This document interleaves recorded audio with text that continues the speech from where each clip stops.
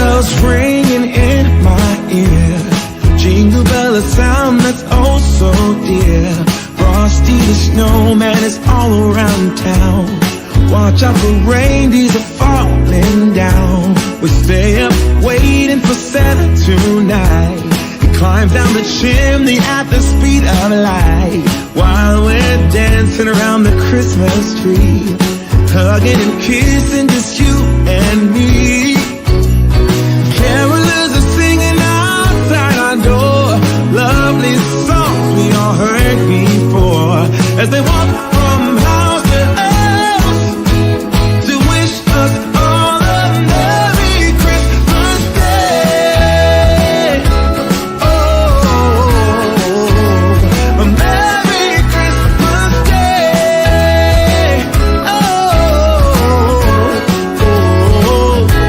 We're chasing snowflakes as they're falling down, and follow Rudolph all across the town. Later we meet under the mistletoe, while Santa's busy saying ho ho ho. We're feeling jolly, eating Christmas cake, and then we go skating on the frozen lake, saying hi to every friendly face, and later we warm up by the fireplace. Carolers are singing outside our door, lovely songs we all heard before, as they walk from house to house to oh yeah.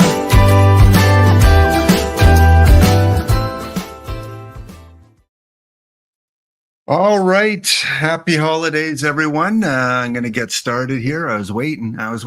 Come on, EBC, where are you? Come on.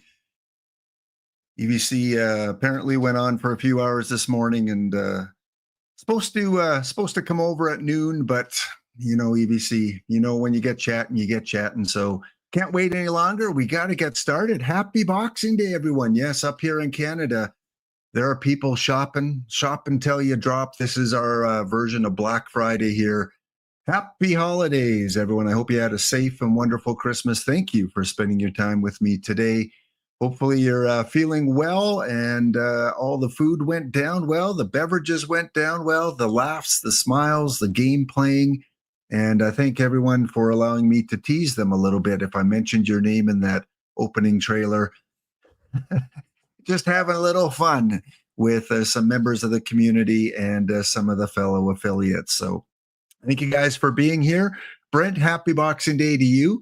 You again are one of the ones closer to Canada. You're not too far from the Canadian border.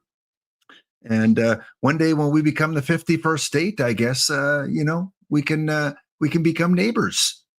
You'll be neighboring Alberta. Happy Boxing Day to Popstar Goria. Happy Boxing Day, Cub fan Steve. Ezra Denny, I saw in the chat. And Dylan O was the first in today. Franchise Time Machine and Flying WV. All members of the chat so far. All right, let's get to it here. What do we got going on? On, when was I on last? Tuesday, on Christmas Eve, we did a very special Christmas Matrix episode. If you missed that because you were celebrating the holidays and busy, you can catch that on the VOD. Thought it would be pretty cool if we took all the highest war players that were born on Christmas Day, put them on a team. We put them on the Pittsburgh Pirates, and they competed against everyone else in the year 2024. So, of course, we had Ricky Henderson as the Hall of Famer. We had Pood Galvin as a Hall of Famer. And there are some very good baseball players that were born on Christmas Day. So, yeah, you can check that out on the VOD, the very special Christmas Matrix birthday episode, and you can see how that team did. Congratulations to Fussmucker, who won the contest by guessing correctly the best how that team would do. Also, don't forget, winter sale is still going on. Christmas may be over, but doesn't mean you have to finish your shopping. You want to get a last-minute gift? You want to pick up an extra copy for yourself? Well, it's only $9.99, 80% off for the next few days. So check out OOTPdevelopments.com for all the latest, greatest news, their forum site, their link to the Discord, their link to all their social media, and the sales that they currently have going on. Don't know if the hockey game is on sale. Usually that's on sale as well. But the game for OOTP is on sale for $9.99. Well, if you missed it, I called it. I did. I said, I'm not opening my perfect packs until at least Thursday, because I had a funny feeling that this card would be coming out yesterday, and it did. Yesterday morning, the card came out. That had to be fixed because it was programmed in with the kind of the launch settings. And so it was quickly fixed, and we've got the Christmas version of Ricky for the second time in the last 3 years. We have a Christmas release of Ricky Henderson, and it looks pretty good based on the card sales. I'd say this Ricky is cooking, as the young kids like to say. I don't know. I'm getting old. All these slang terms. That cooks. Oh, you really cooked him. Like, seriously, that's kind of gross. Who wants to cook people? What are you, a cannibal? Jeez. Come on. It's holidays. Don't talk about cooking people, setting them on fire. Anyway, I'm always shocked at the new words that come out every year from the new kids and what catches on as the slang. 40 years from now, kids will be going back and going, what were the slang terms of the 2020s? And one of them will be cooked. Well, groovy. Different meanings. You're not sure what the current slang is, Brent? Well, yeah, just go with the flow. Just whatever you hear everyone else saying, just say it. Just you'll be cool. You'll be one of the cool kids. Cool hot stuff? That's kind of opposite. That's kind of like in Alberta winter. It's really cold one day and then it's really hot the other day. All right. What else? So that card is a packable. It's not a mission card. It's not a tournament card. It is something that you can get in packs. There have been a couple of them pulled already. And good luck. Hopefully we can get one of those today. Big thank you. Big shout out to the recent subscribers and followers. First of all, follower Aaron Keenunen, #1.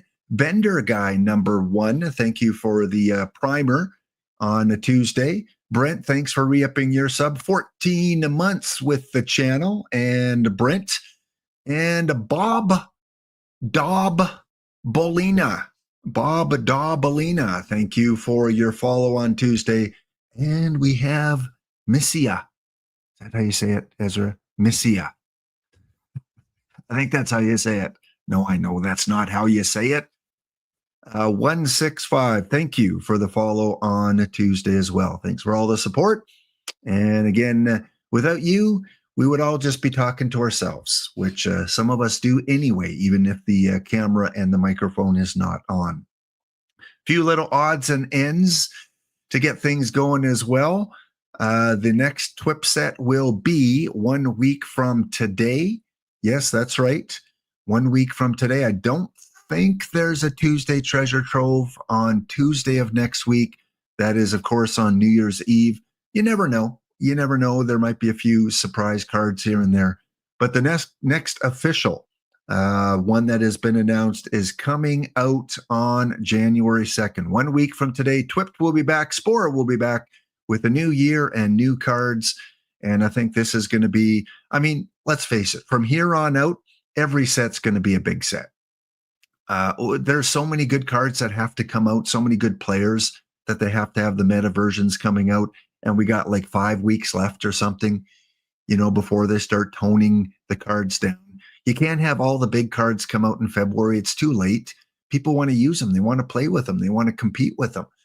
So I think, over the course of the next 5 weeks, we're going to see some big names, especially guys like Hank Aaron. We're waiting on his meta card, and maybe another Babe Ruth. Who knows if we get another Babe? Of course, there's a meta Lou. Lou has to come out, and most of the San Francisco Giants. Let's face it. Oh, their metas are out already? Oh, okay. Well, maybe we'll still get And of course, the Hall of Fame plaques. So we'll probably see a few more Hall of Fame plaques. But next Thursday, a mixed bag of set of cards, including players from the NEL. I don't know which meta players from the NEL are still out there. Hall of Fame plaques and more. Ernie Banks. Maybe we get the Hall of Fame plaque from Ernie Banks. That would be kind of cool. It's been we got a lot of Cubs early. We got the Ron Santo, we got the Billy Williams fairly early with the baseball reference set. Of course, we got a lot of more modern day Cubs that have come out. Ryan Seinberg has come out recently. But I know Cubs fan Steve and many baseball fans like the guys from the 50s and 60s and 70s, and maybe we'll see a few more of those come out next week. All right, we're on a break. When we come back, maybe the raid will be here, maybe it won't. If not, we'll continue on. We will see you in a couple minutes. Open my eyes, I slept through the day. Slept through the day, feeling uneasy, I push it away. Push it away. Last night was fun, don't feel like today. Feel like today, let's do it again, let's go on a date. 'Cause tonight I'm gonna take you out and live the dream that we've been talking about. So we can dine and spend up all on those. Let's forget that we broke. I wanna celebrate and have some fun tonight. I wanna show you all the lavish things in life. So raise your toast for all the good times that we'll have. It'll be like the movies, be like the movies. Rich people dreaming. Rich people dreaming. Rich people dreaming. Rich people dreaming. Might be the gin that's gone to my head. Gone to my head. Feeling so busy, don't want this to end. Want this to end. Live in the moment, I just wanna dance. Just wanna dance. Pull up my card and swipe it again. 'Cause tonight I'm gonna take you out and live the dream that we've been talking about. So we can dine and spend up all our most. I wanna celebrate and have some fun tonight. I wanna show you all the lavish things in life. So raise your toast for all the good times that we'll have. It'll be like the movies, be like the movies. Rich people dreaming. Rich people dreaming. Rich people dreaming. Rich people dreaming. I wanna celebrate and have some fun tonight. I wanna show you all the lavish things in life. So raise a toast for all the good times that we'll have. It'll be like the movies, be like the movies. Rich people dreaming. Rich people dreaming. Rich people dreaming. Rich people dreaming. Rich people dreaming. Rich people dreaming. All right, we are back here after the break. Here's a little 5L update. Yes, 5L update. Yesterday on Christmas Day, congratulations to Makadkar, the Boshi boys, on taking first place in the 5L set in 1914. And Makadkar, because he finished in one of the mystery positions as well, Makadkar gets another 5 packs, and those should have been delivered earlier this morning to all of my winners from the last couple of streams. Road Soda finished second yesterday, Christmas Day. Sykesville finishing third, and the Grand Rapid River Raiders. Grand Rapid River Raiders. Yes. Like Mick. Sing like Mick. Happy holidays there, Boiled Egg. I don't think I've had a chance to wish you and your family a happy holidays. Hope things are going well in the great state of Ontario. Apparently, we have to call our provinces states now. So yeah, hope things are going well for you and your hockey FHM hockey streams. Do you know Boiled Egg if they have it on sale this week? Because I know they have OOTP on sale. Is Franchise Hockey Manager on sale? I haven't had a chance to go to the website recently. I haven't seen any other promotions anywhere. And in terms of our overall standings for the 5L, this is what we got going on. Road Soda, with the second place finish yesterday, is currently in first place with how many more days in the month do we have to go? 1, 2, 3, 4, 5, 6 days in the month to go. So, Road Soda in first place. Sydney Sprayers in second. B-Town Nasty Boys, Beetle Boy in third. And the San Juan Bamberos are in fourth place. Chargers not too far behind. West Virginia not too far. There's Charlotte, and there are the Bison, along with the Pirates. So a few more days, 20 packs to the team that has the most points after a month. And right now that is Road Soda. In the 6L, I did not include yesterday's, last night's. I did not have a chance to upload the winners there. But on Christmas Eve, it was Los Angeles Los Cientos in first place. Our good friend Michigan Wolves in second. Columbus in third, and the Cape Canaveral Space Cadets coming in fourth on Christmas Eve. And after the 24th results, Lakewood still in there, Baffle, tied with Clay Dog still for first place, but not too far behind. Right on the tail is Cub fan Steve with the Rhinos, and also the LIC Free Sols, not too far behind. So this one, the 6L, is definitely still up for grabs with about 5-6 more tournaments to go. This is anyone's. I mean, even if someone finishes first today, they have a shot because they'll have for 4 points. In terms of the mystery slots, we have one more mystery slot for the 6L that will be on the 28th. Whoever finishes fourth, what is today? This is Thursday, Friday, Saturday. Whoever finishes fourth on Saturday will get 5 extra packs. And for the 5L, mystery slot wise, we got none left for the month. All the mystery slots for December have been taken up. So again, good luck to those of you that are competing for those 20 extra packs, which, it's still a nice gesture, but kind of, when we started this last year, we gave 20 packs for first, and it was a lot. Now we see these tournaments where first place is 75 packs and second place is 40 packs and 20 packs doesn't seem like a lot, but at least it's still something. Maybe I'll see if I can get that boosted up a little bit. Inflation, we should be able to get more packs for a monthly winner. I'll see how well that goes over. So congratulations again. Keep on pushing and see how you can make out in the 5L and the 6L. Let's take a look at today's results. Today's results from the 5L still going on. Welcome in, Raiders. Good to see you guys. Happy holidays. And we are currently in the semifinals. So again, this is set in 1914. Way back. Over 100 years ago. World War I was just getting underway. The Archduke had been assassinated. All the countries were lining up. The Triple Entente, the Triple Alliance. Things were going on. The Ottoman Empire was collapsing. And baseball was being played in 2024. Yes, the 5L, 1914.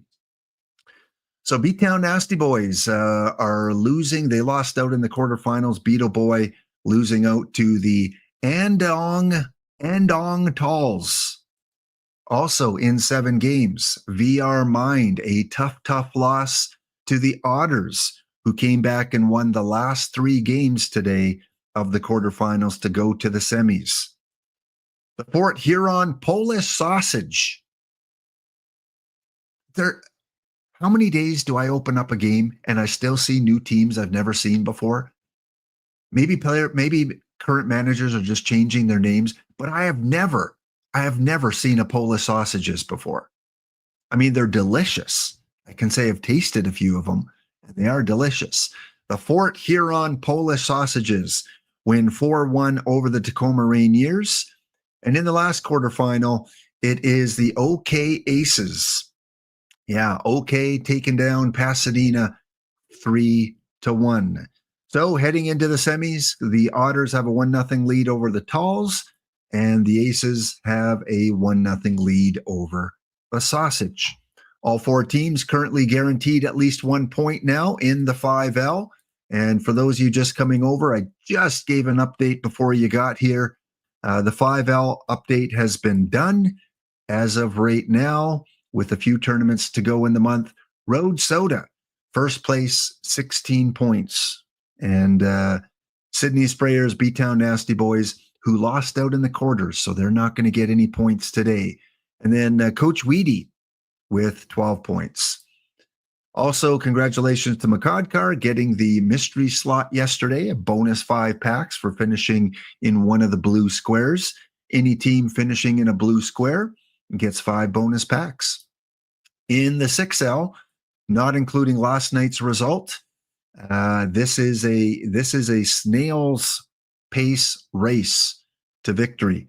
Baffle, Clay Dog, Cub Fan Steve, LIC, all within a point of each other there for first place. So again, the 6L up for grabs. This one played in 1999, where you're partying like Prince and driving around your little red Corvette. Power baseball, power era, a lot of home runs, best of 5 up until you get to the finals, where it turns into a best of 9 or 7. All right. So there we go with that tournament. Again, we have giveaways coming up. We have 2 sets of giveaways, Rip Packing 10-pack, where you have to guess some of the cards, and then we're going to do a bounty very shortly. So I hope you have a quick traditional tournament slot ready to go. The dead ball tournament. Let's take a look at today's bronze dead ball. I kind of tweaked my meta, what I believe is the meta bronze, no combinator team. So I'm going to go over that a little bit later. And today, as the game gives me a message, I don't know if it does it with you guys, but if I'm opening up a game and a message pops up, it takes me back to this screen, which I'm okay with. Just better than crashing. It's kind of a crash, but you don't have to reboot the game. Bear in mind, you thought your team was bad today, but made it to round 4. That's how it always works. I think I've got a Final Four team and I get swept in the first round. And I think I have a crappy team and I make it further on. So that is very common. What was happening in Canada in 1914? Well, Canada was just confederating. I'm glad you asked. Thank you for your interest in Canadian history, A-Dub.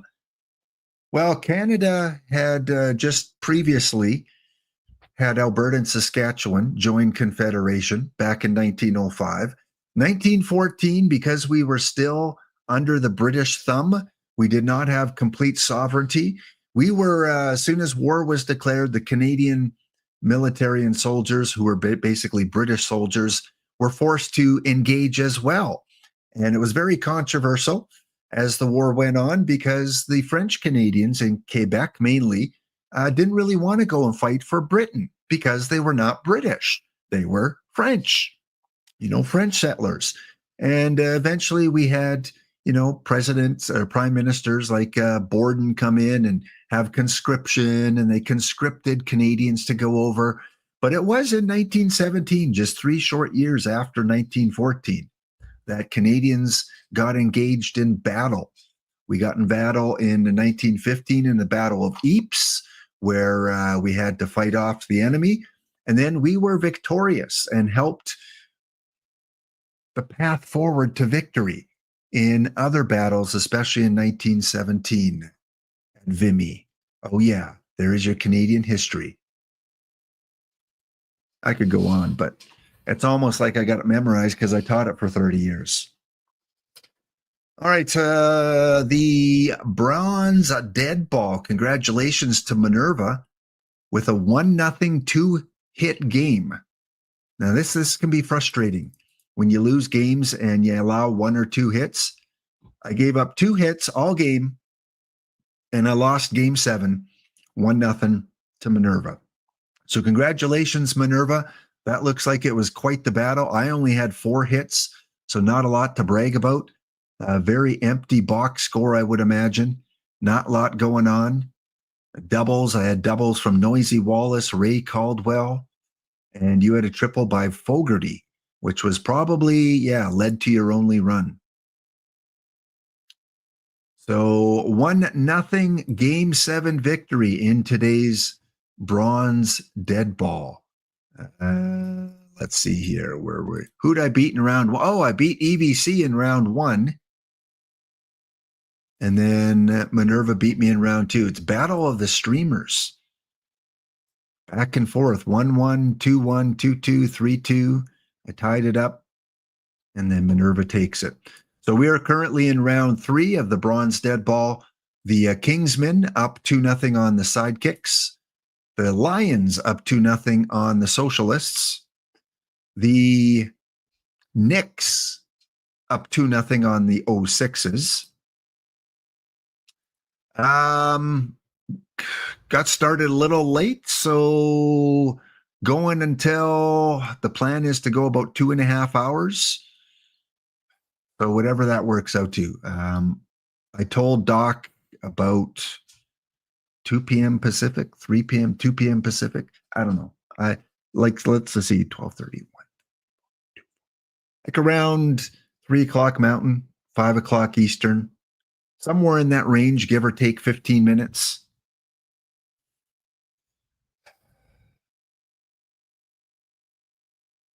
You think the genie has changed because it seems that the scores are so high? You got beat 15-0. Yeah, this is dead ball. So you would expect this is 1918, so kind of towards the end of dead ball. Maybe scores were a little bit higher.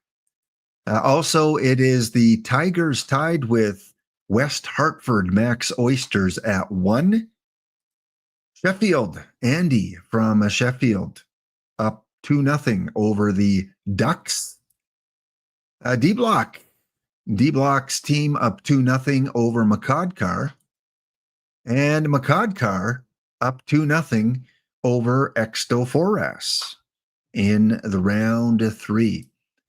So, yeah, I like the bronze dead ball. It's a fun little tournament. I try to get that in that one every day.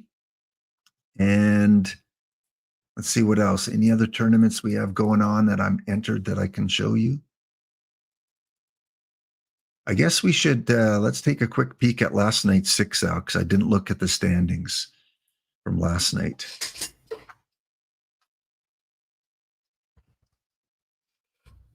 Yeah, I don't think the engine was dead ball. I think the 5L plays a little bit more genuinely to dead ball standards. We do still see some high scores, but at least it's better. It's not like 20-21. I lost in round 1 to the Toronto Blue Jays. If you're going to lose to the Blue Jays. So losing in round 1. This is the 1999 tournament. And last night's winner, Insufferables advance to the semis, the Sprayers advance, the Dodgers advance, and the Kingsmen advance. So last night's semis, the Insufferables take out the Sprayers 3-2. The Kingsmen win, and so we have a BFF versus a BFF, the best friends forever. Final between the Insufferables and the Kingsmen. We're being invaded by best friends and by HODL. Look at, there's a HODL team as well. Stop the invasion. And it went 7 games. It went to the final game, Orlando winning it, and the 75 packs that go with it by a score of 7-0 in the Power era. Some of the top players, Jacques Jones, still doing really well. But again, a lot of these guys are inflated. I don't really consider it true stats. Let's take a look. If you look at batting stats, game log, 80-0, 78-0. There's always a few teams that don't draft. And when they don't draft, it really messes up the stats. please draft if you can.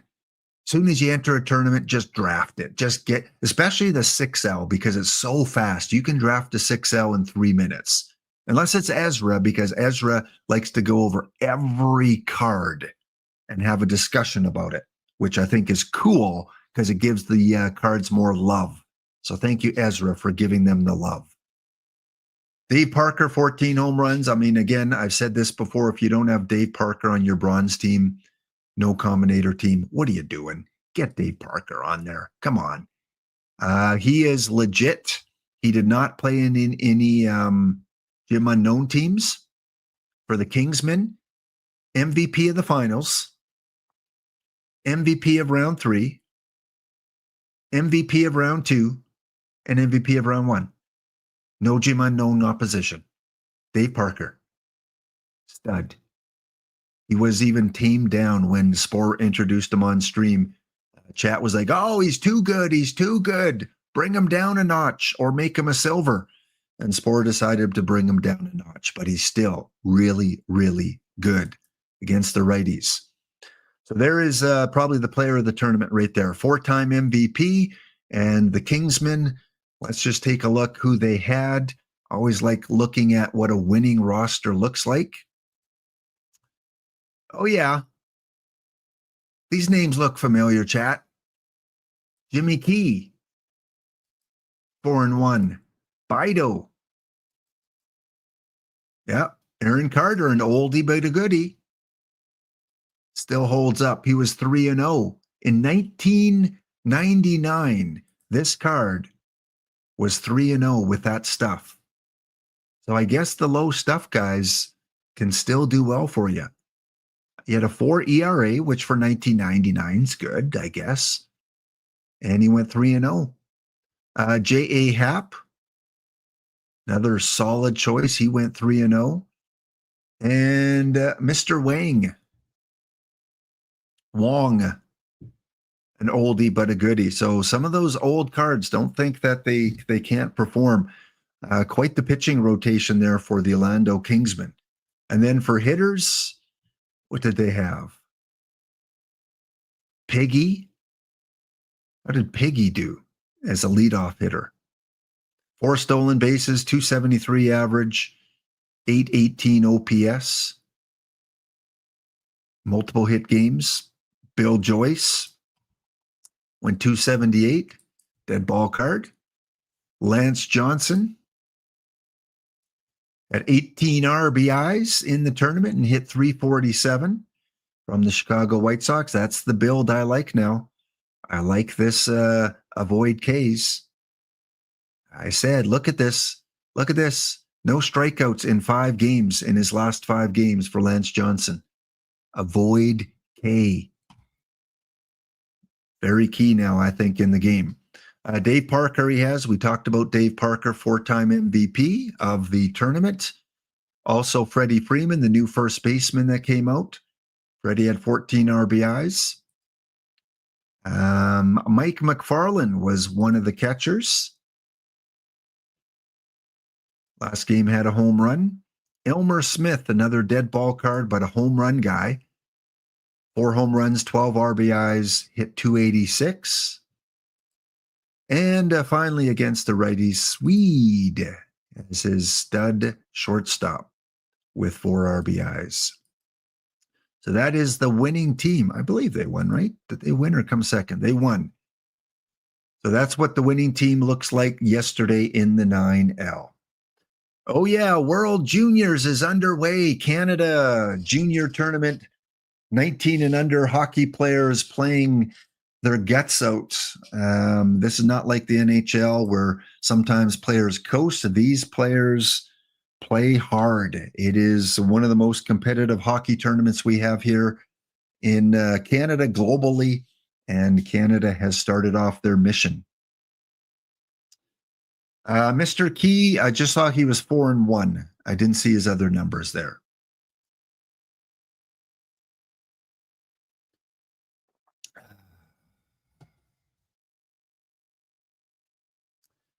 Harry McIntyre, a good bronze card. Well, you did put me on the Ray Caldwell.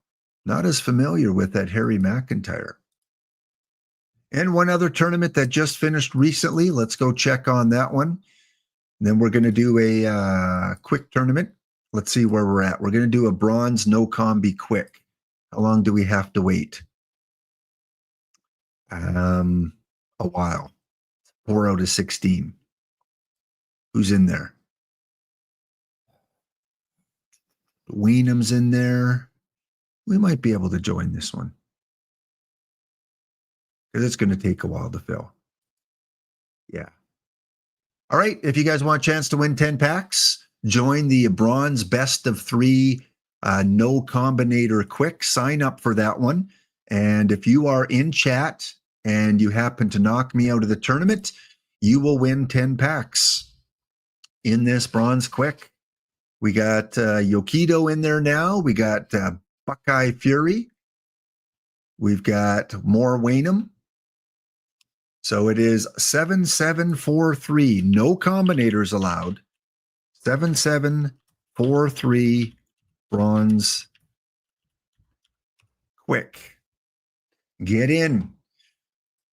All right. Looks like we have an ad break coming up, so we'll wait for people to enter that bronze quick tournament, and we'll be back one more time. Here is a little bit of holiday love for you guys here, if I can find it. You might want to turn your volume down. It starts off really loud.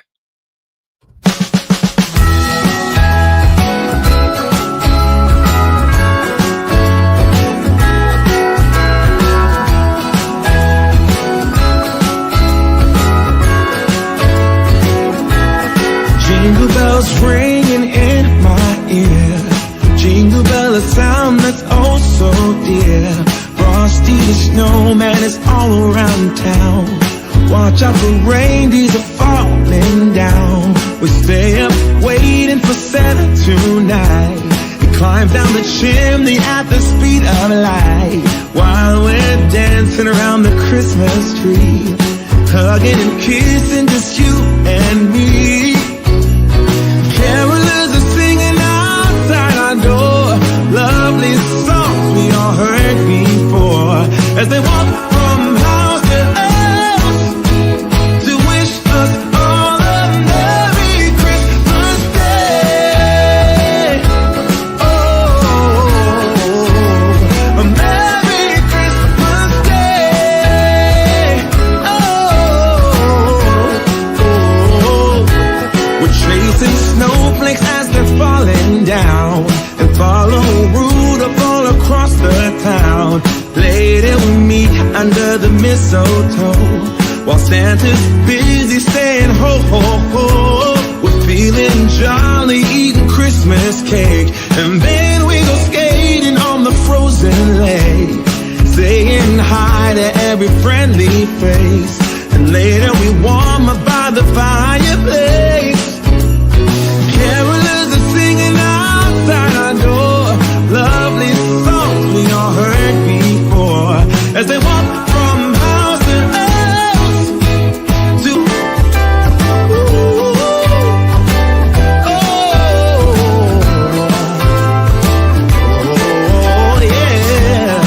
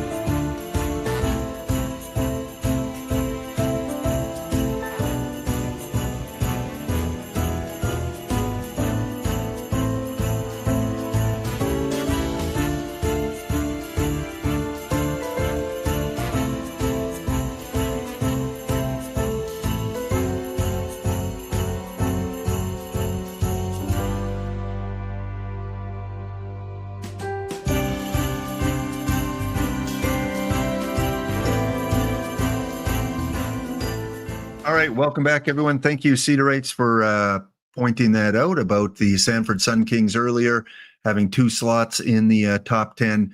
Yeah, one of the Ks was capitalized on one of their top 4, and one of the Ks was lowercase. Still stayed the same. They still have 6 points. It just that because it was spelt differently technically with the uppercase letters, it put them in twice. But yeah, thank you for that. It is fixed. The Sanford Sun Kings are still there with 6 points.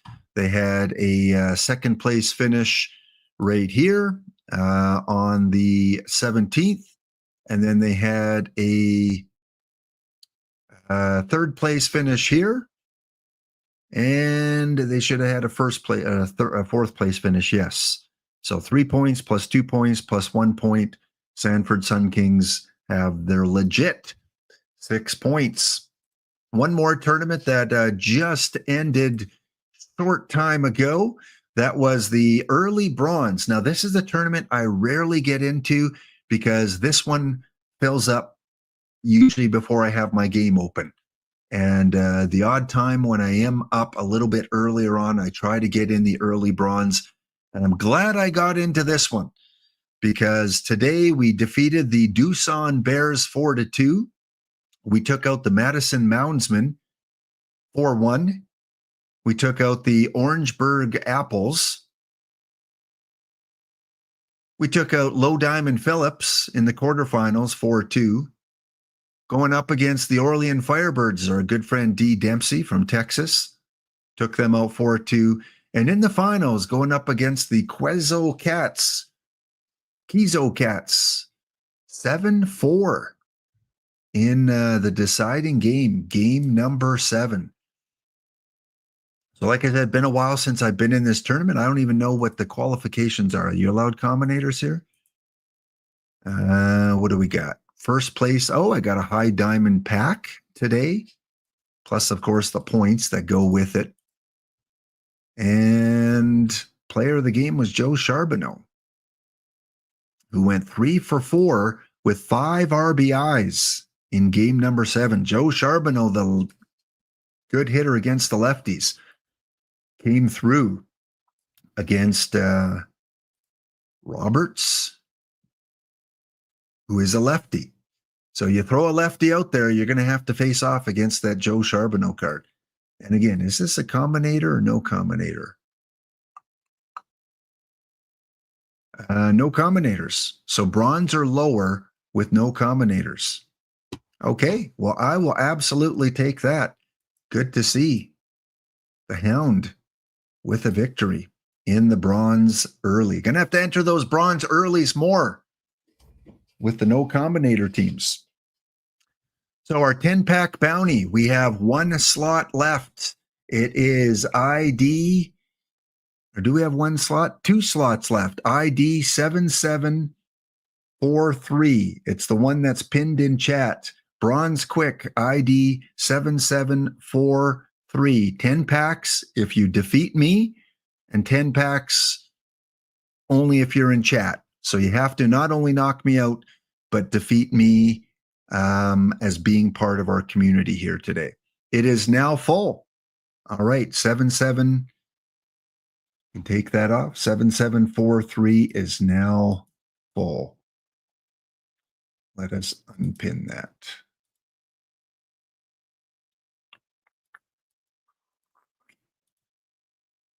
So we'll keep track of that as it gets ready to fire off.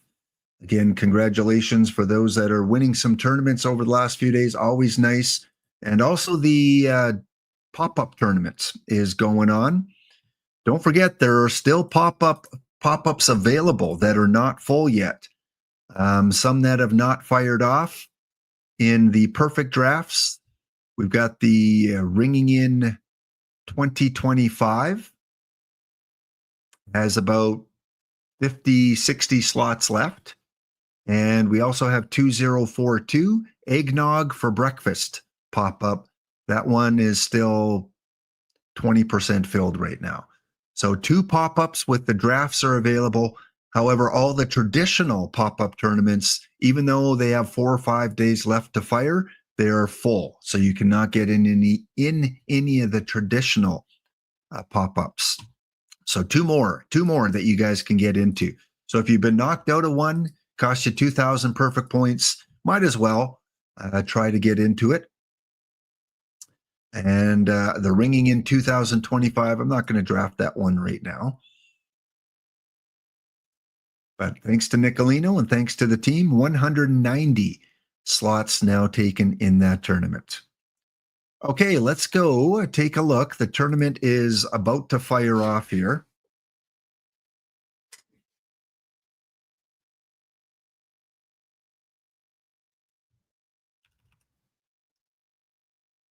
The Queso Cats. Yes, that's the team that I knocked out of the daily early bronze today. All right, these are your round one matchups. In round number one, on the left side of the bracket, it's going to be a team that was entered already, so they're probably not in chat. JB Binder, which is a good thing. They're on the opposite side of the bracket, so they cannot even have a chance at the bounty unless they meet me in the finals. They'll be taking on Mr. Franchise Time Machine. And don't forget, tomorrow, Franchise Time Machine with his marathon 200th stream celebration. That's right. Starting at around 7 p.m. Eastern, Franchise Time Machine is going to be on for most of the night into the early morning. He's got 5 hours of special drops thanks to OOTP. So you're going to be able to get 5 hours worth of drops just by tuning in. He's got some guests featured. He's got some contests and giveaways galore, 10-pack giveaways, 5-pack giveaways. Franchise Time Machine tomorrow night, right here on Twitch, 9 p.m. Eastern.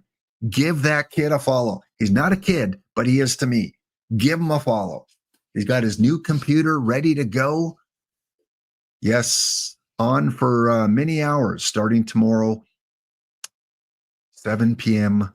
Eastern time, I believe. Give or take a few hours, minutes. So congrats, Franchise Time Machine, on your 200th stream. Hope we meet up in the finals here. The Madeline Nix and M. Costa, 1973. They'll be going up against the Snowbirds from Phoenix in round one. The Roswell Graves, Tiva Dave. And the Grays will be going up against those Parkland Marlins. That's right, the Marlins fan here in chat, going with Roberts, Wilson, Osvaldo, and the Hilltoppers. Those Hilltoppers, H. Walensky. They might, I don't know if they're in chat. They're going up against Buckeye Fury and his Louis Legos. However, the best odds at meeting up against me come from the right side of the bracket, where we have the Nightlights. Fox Hill. Did you guys ever have a nightlight when you were a kid? I did. I was scared of the dark. I had to either have all my lights on in my room, or I had to have the radio on, back when we had radios to have the music. Yeah, I admit it. I needed a light on in my room, or the radio playing, or sometimes both. Yes, the electricity bills. Thank you, son, for racking them up. GT Sundown, good to see you.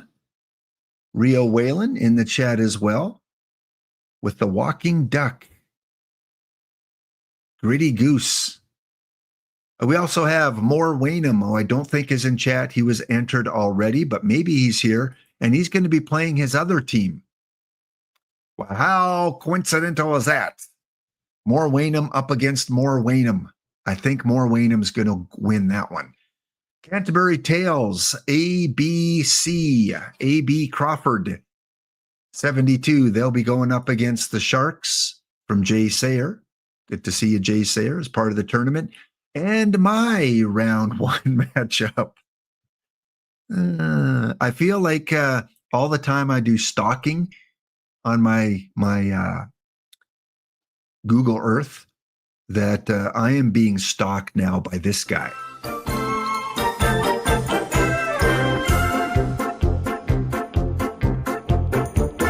Stalking of lap.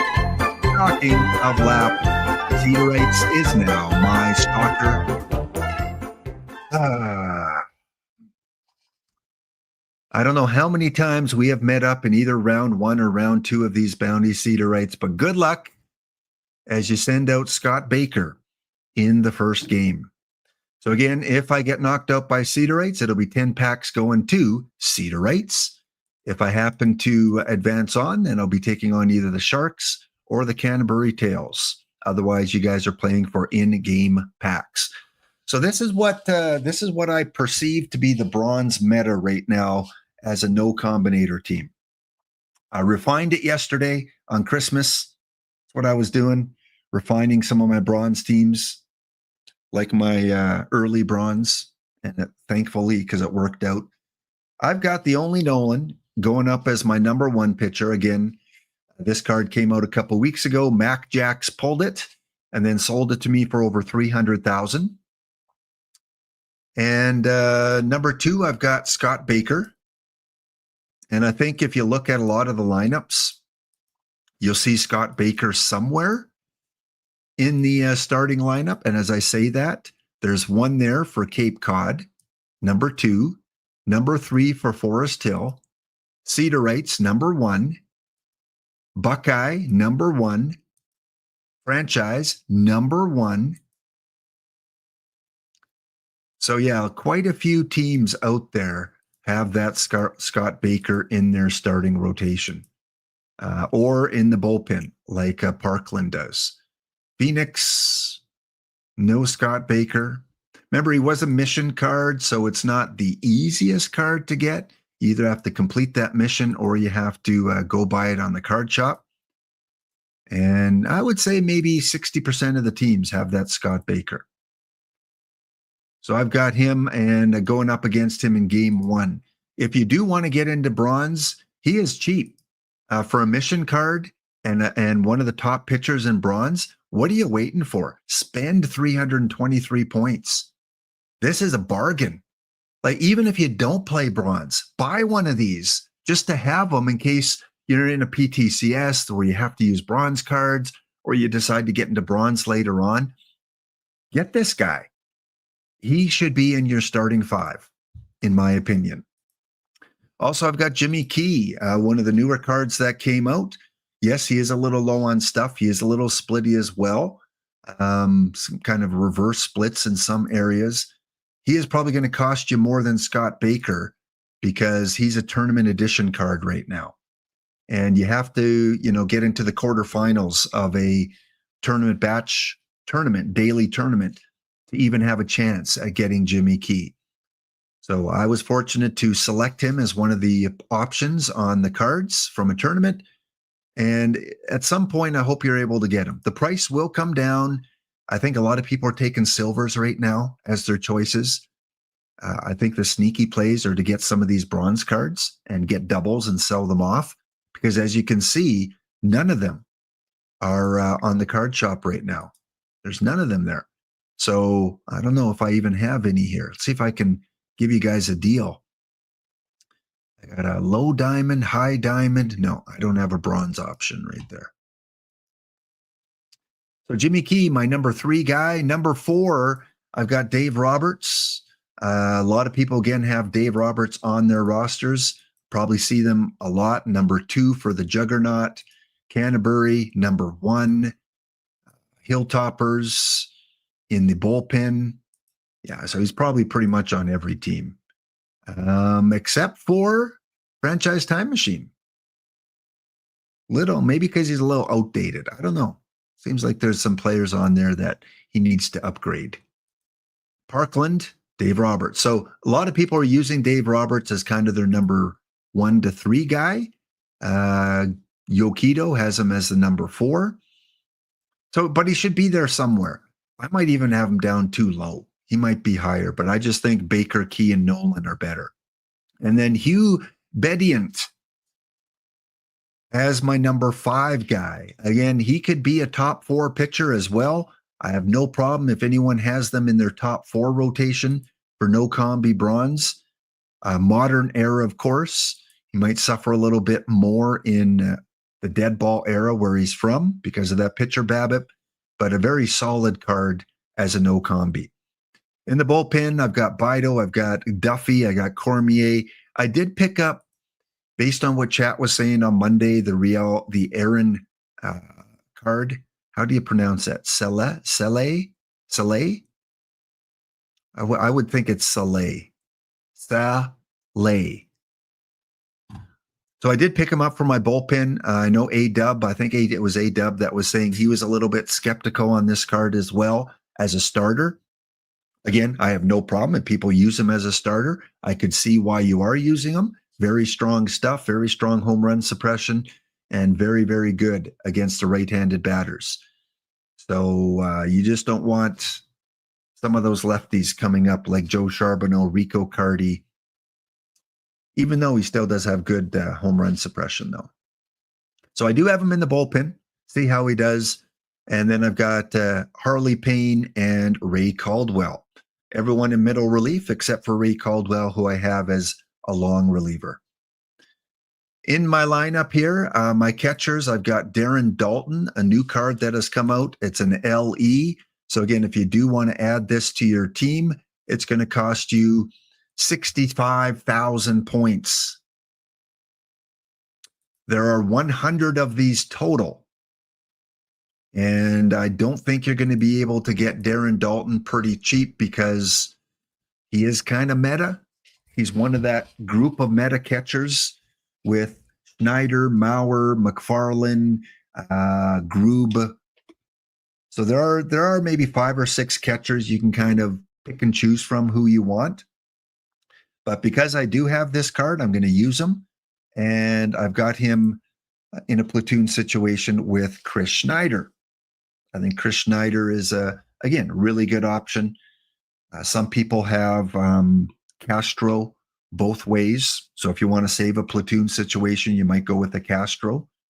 This card I would not use both ways just because he's so bad against the righties. Might pop off the odd home run, but I use a platoon catching situation. First base, Wally Joyner. I got him going against the righties, and against the lefties, I put in Rico Cardi as my first baseman.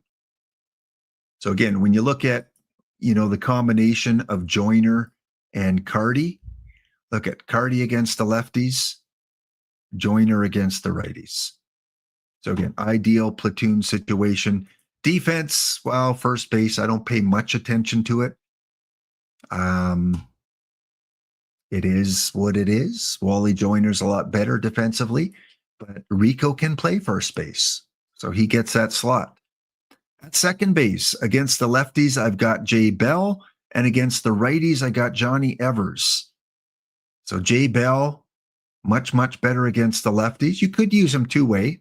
If you want to save a platoon spot, you could use him on both sides. And then I've got Johnny Evers against the righties. So even though he's better against the lefties, I like his speed, I like his defense. I had to get him somewhere, and it makes sense to put him on the right side because Bell's so good on the left side. At third base, Sporer bringing us another meta Blue Jay. That's right, Kelly Gruber. I got going against the left-handed pitchers. Again, really solid profile, minus the eye a little bit. He can steal bases. Look at that ability, 102. So when you're judging whether you should crank up the stealing on your player, I did on Kelly Gruber, just because he's got the ability, he's got good base running, he's not overly aggressive, so he's kind of a smart base runner, and he's got enough speed, I think, to have some success. On the right side at third base, I've got Connie Day. I cannot let this guy go. He's probably my 26th man, but he's still on the team in a no combinator situation. Love this profile.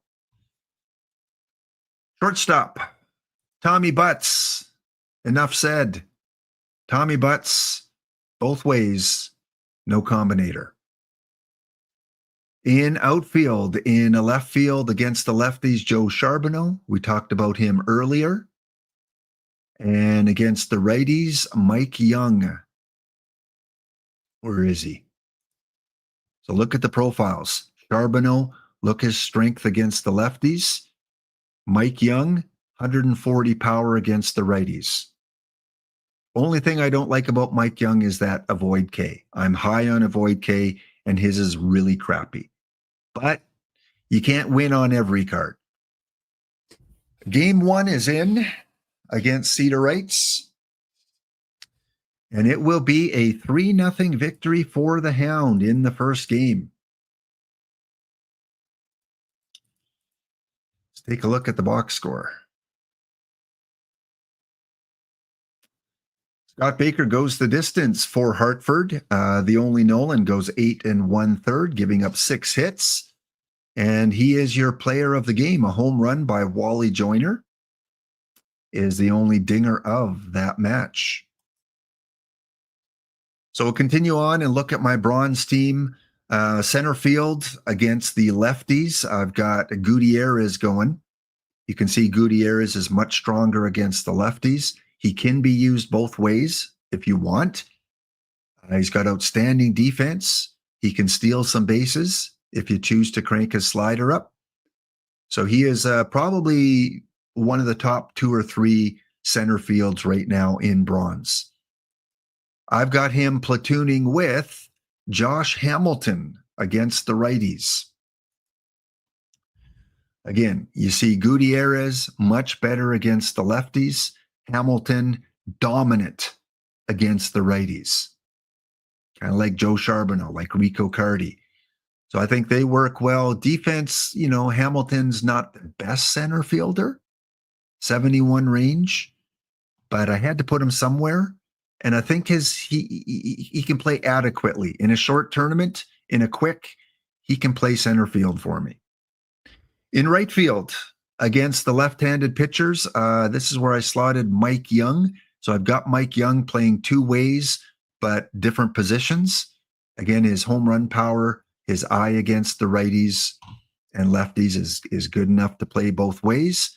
And against the right-handed pitchers, how can you not have Dave Parker? As a no combinator, he might still be pretty expensive. He is $7,400. But I think you'll make your points back. If you don't want to wait, buy him. Buy him. He will earn you some packs along the way. You'll get your return of investment back fairly quickly by having Dave Parker in there. All right, looks like we're on a break. The break kicked in, so we will look at game 2 when it comes in and look at the rest of the roster in a couple minutes' time.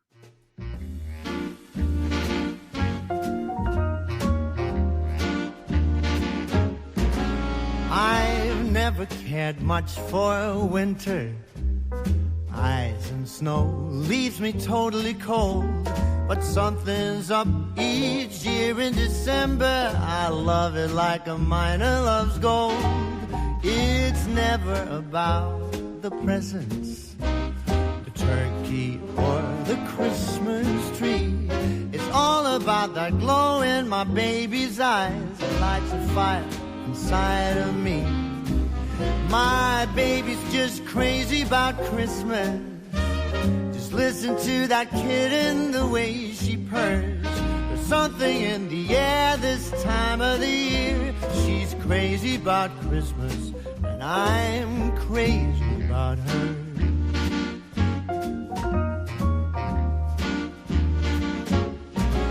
Oh, the deeds that I do to please her, ain't a thing that I wouldn't do. I give my babe whatever she wants. I catch a reindeer if she wants me to. My baby's got a thing for Santa. She blushes and she giggles whenever he's near. I grown myself a beard in time for Christmas. I keep it throughout the year. My baby's just crazy about Christmas. Listen to that kitten, the way she purrs. There's something in the air this time of the year. She's crazy about Christmas, and I'm crazy about her.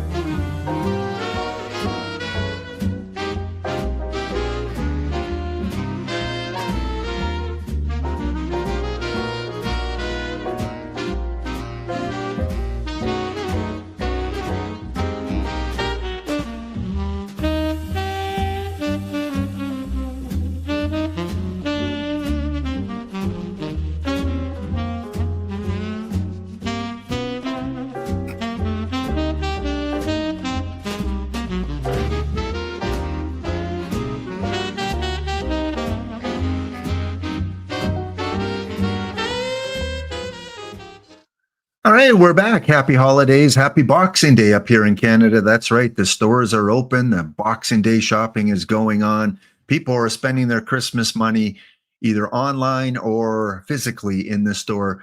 I remember I used to go, every single year I'd wake up at 4 a.m.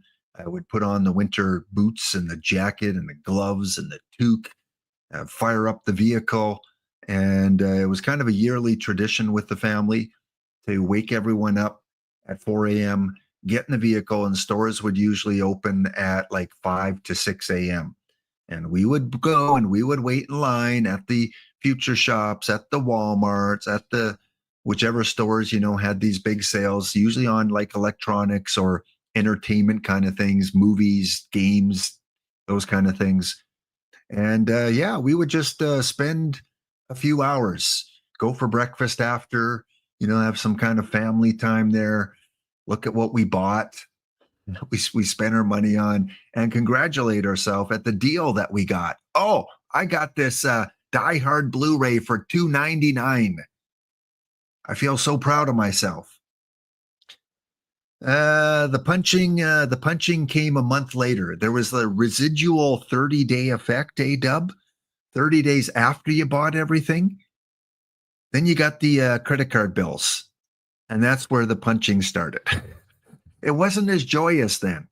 It was like, what did we do? Why? Why did I need that Die Hard DVD that I haven't opened up yet? It's still in its original packaging 5 years later. But hey, we had breakfast and we had some family time, and we got out in the cold winter, and we don't do that anymore just because, as of pretty much we stopped doing that when COVID kind of came along. Before that, online shopping was big, but it really kind of took off during COVID, online shopping. And it just doesn't have that same thrill anymore. And we don't need the junk.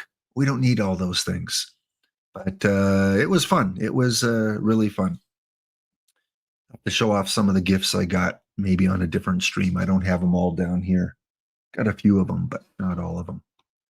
So let's go back to the roster construction here as we're waiting for game number 2 to come in against Cedarites.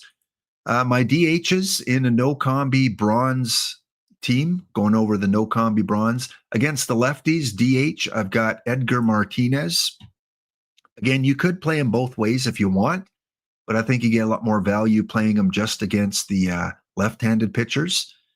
And against the right-handed pitchers, my DH is Ray Caldwell. That's right. Two-way player. Brought to you by A-Dub. Ray Caldwell is the guy I've going against the righties. You could have him going against the lefties, but I'd rather have Martinez because you look at his power I and avoid K against the lefties, where Caldwell, you get a little bit more out of his bottom areas, a little bit more I, definitely more power. So in a power sim we had this power dominates. I've got Caldwell going DH against the righties. For those new people, I know Flying WV asked this question on a previous stream, how to improve a little bit. This is what you want to see when you build your team. Green names everywhere. If you have any names that are white, you might want to fine tune it, because that means you've got a player in every single position as a starter, either against the lefties or against the righties. So I've utilized every single player. And again, pitching, same thing. I've got all in middle relief, so the bullpen doesn't use the same guy all the time. Usually going to go with the most rested guy, and I'm comfortable with all my bullpen pitchers. So let me know. Do you guys think I'm missing any key player? Give me a little critique here. What is in a no combi bronze? What would you suggest? Game number 2. And Cedarites, my friend, I got the best of you today in bronze. 3 in the top of the 9th. This was a close game. You're up 4-3 going to 9. And as OOTP likes to do, big 8th or 9th innings. and it gave 3 to me this time. Home runs for Rocky Mountain: Joe Charbonneau, Dave Parker, Mike Young. Dave Parker, like I said, he's going to pay off for you guys. Pay up for him. Pony up for Dave. And also for Cedar Heights, home runs for Mr. Miller, Mr. Dalton. And for me, it was that new pitcher, my most recent acquisition, getting the win in the bullpen. And as A-Dub and I both said, we like this guy more as a bullpen guy. Gave up 2 walks, had 2 strikeouts, but got the win in 2 innings of work. Duffy gets the save. Some people have Duffy as a starter, which again, I completely can understand that. He does make a good starter. But for me, the extreme fly ball worries me a little bit. Home runs and the home run suppression, believe it or not, is not as high as some of the other guys. So he's got a 101 home run suppression. The only Nolan has 116. Scott Baker, 103. Who else? Jimmy Key, 142. Roberts, 133. So even though Duffy's profile looks really strong, it's still number 5 in home run suppression. My number 5 guy, Hugh, he's actually higher as well. So he comes in at number 6 in home run suppression overall. So that's why I don't have him as a starter. Yes. Converted. I thought you didn't like him. I thought you weren't. No, I never said I didn't like him. I said I don't like him as a starter. I said I think he'd make a fine bullpen piece. But yeah, you kind of reminded me to go check him out again and throw him on my roster. I think, was it you that mentioned another pitcher that was really good earlier the stream? I don't have him on my, was it McIntyre? Who was that, A-Dub? Wasn't Harley Payne, because I have him already. We were looking over the 5L or 6L, and I think it was you or Franchise that mentioned another starting pitcher.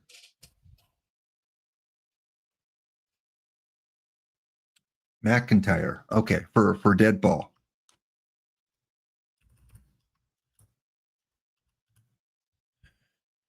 Who is that? Harry? Well, it must be Harry. Or Maddie. No, Harry. Yeah, good call. He's got that kind of that flat profile, nothing overly impressive. But for me, dead ball, the most important thing is control. And so if you're using guys like Cherokee and you're using guys that have only control, because there are a few dead ball pitchers that are weak everywhere except control, he definitely trumps them. So yeah, I'll have to take a look. I do own him, so I'll have to watch out for him. And your other first round matchups, Hem is in. I'll get to that in just a sec. We've got Franchise Time Machine tied up with Baltimore. The Knicks tied up with the Birds. The Marlins sweep their way into round 2, as do the Hilltoppers over Buckeye Fury. On the other side, almost all sweeps. In fact, they are 4 sweeps on the right side of the bracket. Yokido, Waynham, the Sharks, and the Gladiators. So I will be taking on those nasty, nasty Sharks from Cape Cod. They've got a couple I don't use. They got Bannister and Conley. Not a fan of Conley's control, but again, he's just on the outside for me. And they're still running Trout, Peranowski, Kolb. So they've got kind of an older lineup in here.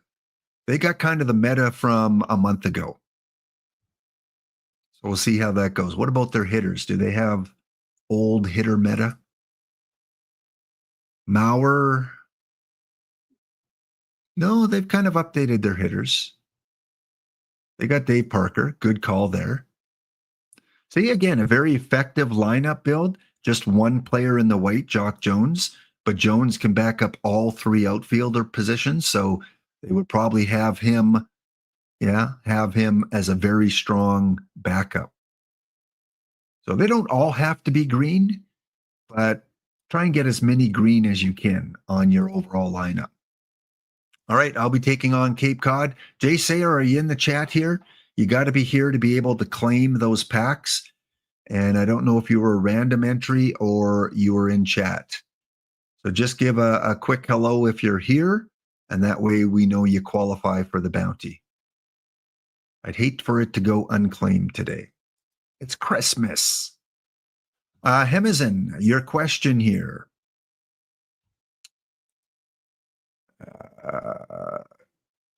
Did I miss McIntyre's two-way? BABIP and I.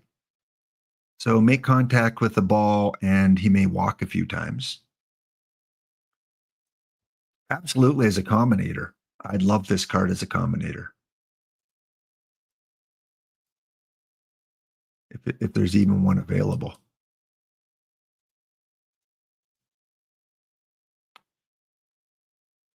Looks like the last 10 are very cheap, so I'm just going to put a buy order in for him. Low price combinator. Problem is with these combinators, they're tough to level up. I've got so many dead ball combinators that I got cheap that are just almost near impossible to get past the first couple levels. So expensive. And for one tournament, I don't know if it's worth it to combinate all these dead ball guys just for that tournament, because if there is another refresh, who knows if Nicolino changes that again, because it used to be modern era dead ball cards. Now it's dead ball era dead ball cards. That's quite the investment you're making for one tournament. Okay, I have to go to his full profile. Okay. Let's Hemizin. I want to answer Hemizin's question. You asked about Ray Caldwell and does it affect his stamina? Ray Caldwell, again, all two-way players will have two rested areas right here on the card, right underneath the 19. Their pitching stamina and their batting stamina. I have not seen a big drop-off, even if pitching is like 4%, as long as the batting is fairly high, he should still be able to perform at a high level, as long as his batting stamina is high. So for me, I've got him as a reliever, and then I've only got him one way against the righties. So he's not going to get overly tired. So I've kind of safeguarded that situation. But if you had him playing two ways and as maybe a starter in the dead ball era where only three guys pitch, that's where you would see maybe a little bit of a drop off. Because if he's pitching every 3 days and he's hitting both sides of the plate, then he's going to get tired as a pitcher and as a hitter. Maybe then you'll see a drop off, but I don't think it's a lot. So just kind of manage his playtime a little bit. That's what I would recommend. Any other recommendations that you guys see as a possible bronze no combinator play? There are lots of them. There's still the Gary Gaetti. There's still Jacques Jones. There are a lot of good players out there. But I've had some success with this one. We're going to wait for this last game to come in here for round number 1. And then we'll go on to some other things.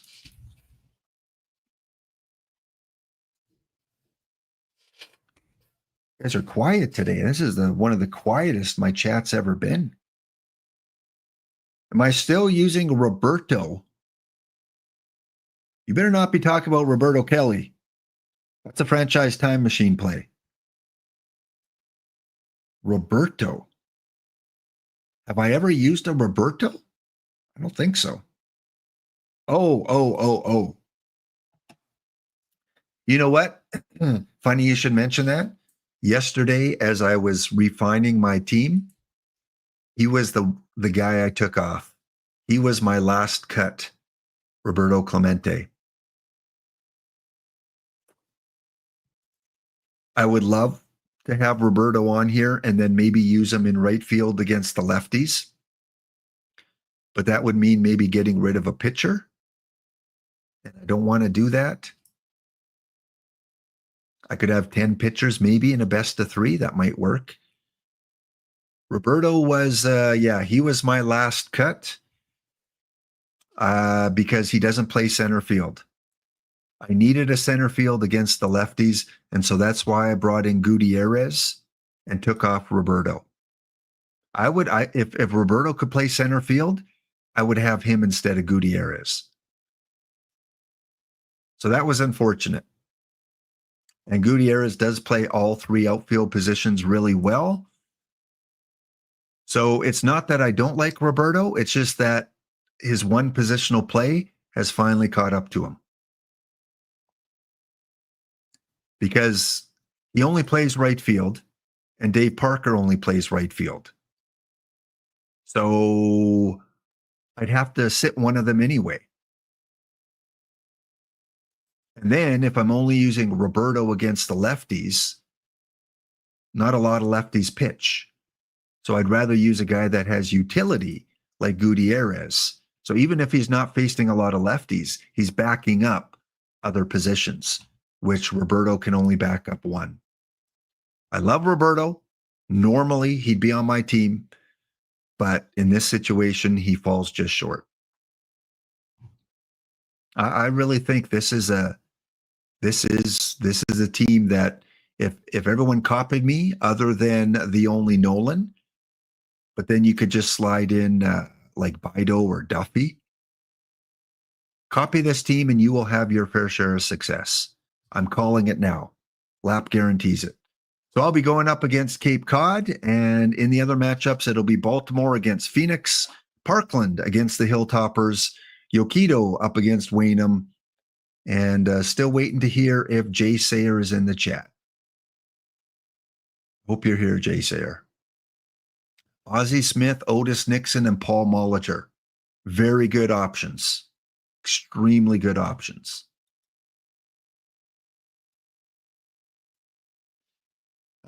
I just like Butts even better still than Ozzie Smith. And the utility. You got to consider utility. Ozzie Smith only plays short. Butts can play second and third. So when you have 2 players that are close, even if one's a little bit better, utility still trumps it for me. Especially in a long tournament. If you're playing a PTCS or a long tournament, that Ozzie Smith only at shortstop can hurt you. The other guy you mentioned was Molitor. He was a guy I really considered putting in.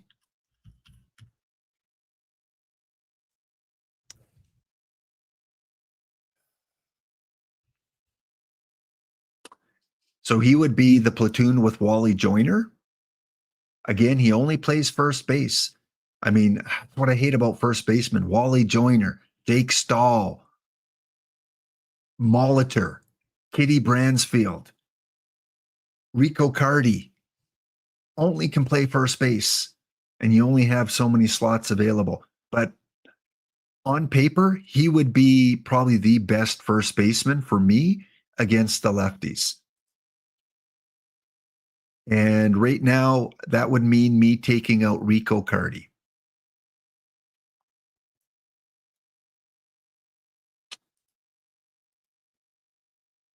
Oops. I don't think I can compare Molitor, can I? No. And that's a tough call for me. Oops, not that one, this one. Rico Cardi or Paul Molitor?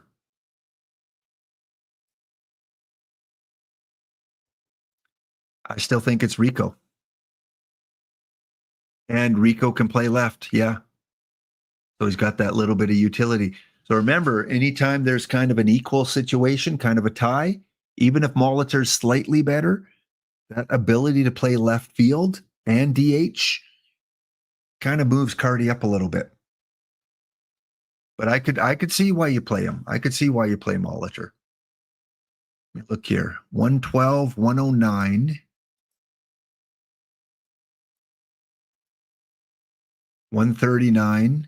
So Molitor dominates BABIP and Avoid K. Cardi, 95, 122, 92. 95, 122, 92. So again, it's apples and oranges. One's better BABIP Avoid K, one's better gap power, and flexibility. But it's really close. I could very comfortably put in Paul Molitor for Rico Cardi. So yeah, good call on that, Hemizin. Cardi brings the power, yeah. And as we see, power plays. If it's an earlier era, Hemizin, if it's like 1980s, 1970s, I would go Molitor all day. Anything before 1990s, I'd go Molitor. But anything 1990s and later, I think I'd stick with Rico. So Ozzy just misses it at against Butts, Molitor, and the other one you mentioned, another good call. I just got the combinator of him. I am using Otis Nixon as my combinated center fielder now. He was pretty easy to level up. Again, you could play him both ways because really his only weakness against the righties is gap power. So what? You don't get a few doubles and triples. That's probably the best area for him to be weak. So he could play both ways. Look at that speed. Look at that stealing ability. You always want ability to be more than the speed and aggressiveness. If ability is bigger than aggressiveness and speed, he's going to steal bases. If it's lower, he's going to get caught more. So ability, that's what you want as your highest speed characteristic to boost up their running. So left field, center field, right field. If he was replacing someone, it would be Gutierrez. And I can't compare them.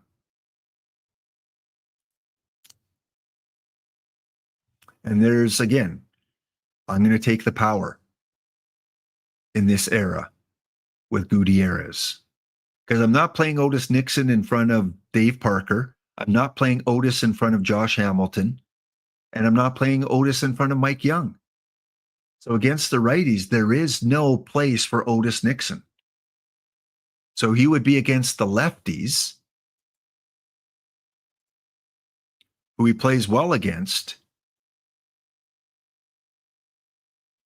But you don't get that power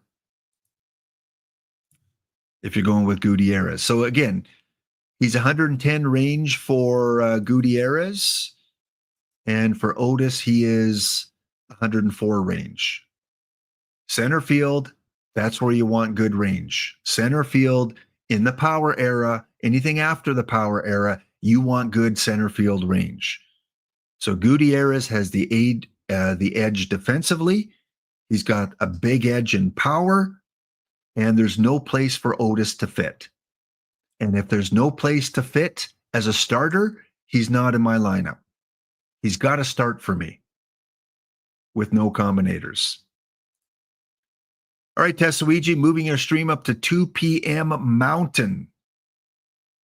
So is that like in 10 minutes? Looks like it.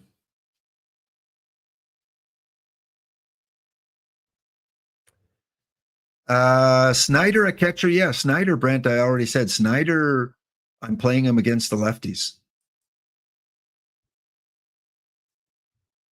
All right, we are on a break, so we'll wait till the break comes back in about a minute's time. Be back soon.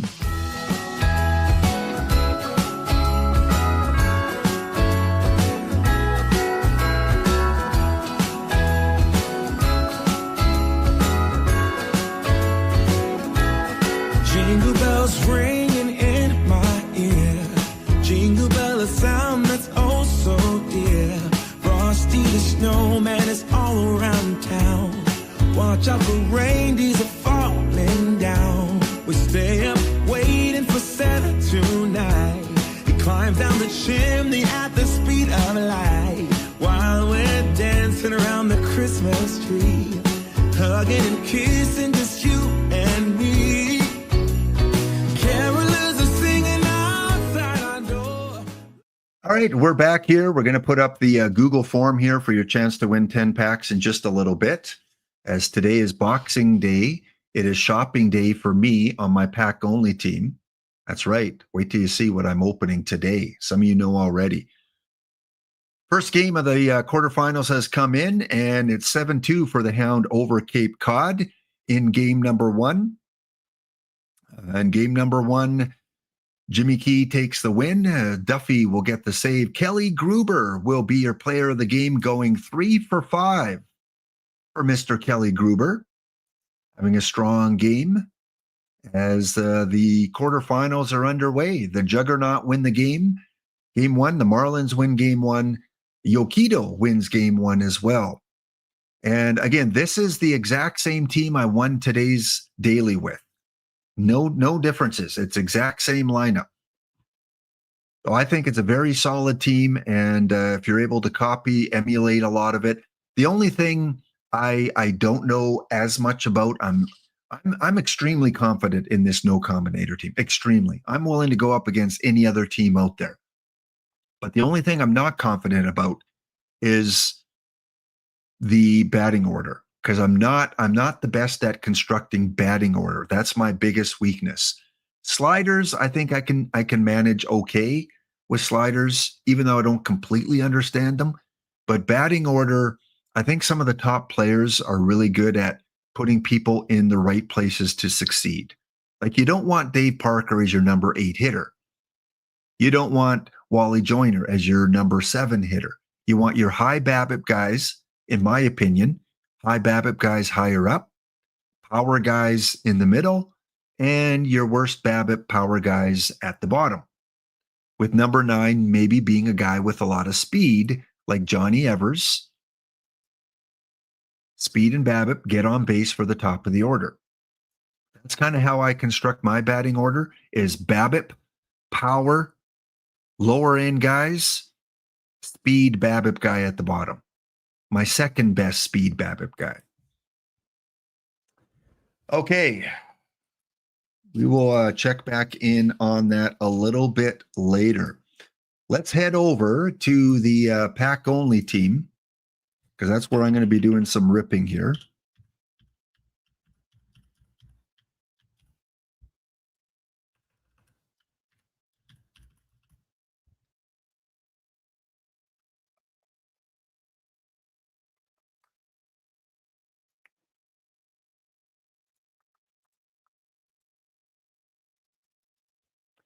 Okay, I think we're good to go there.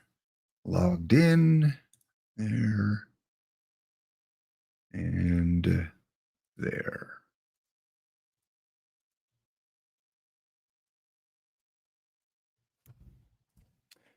All right, this is my gold pack only team.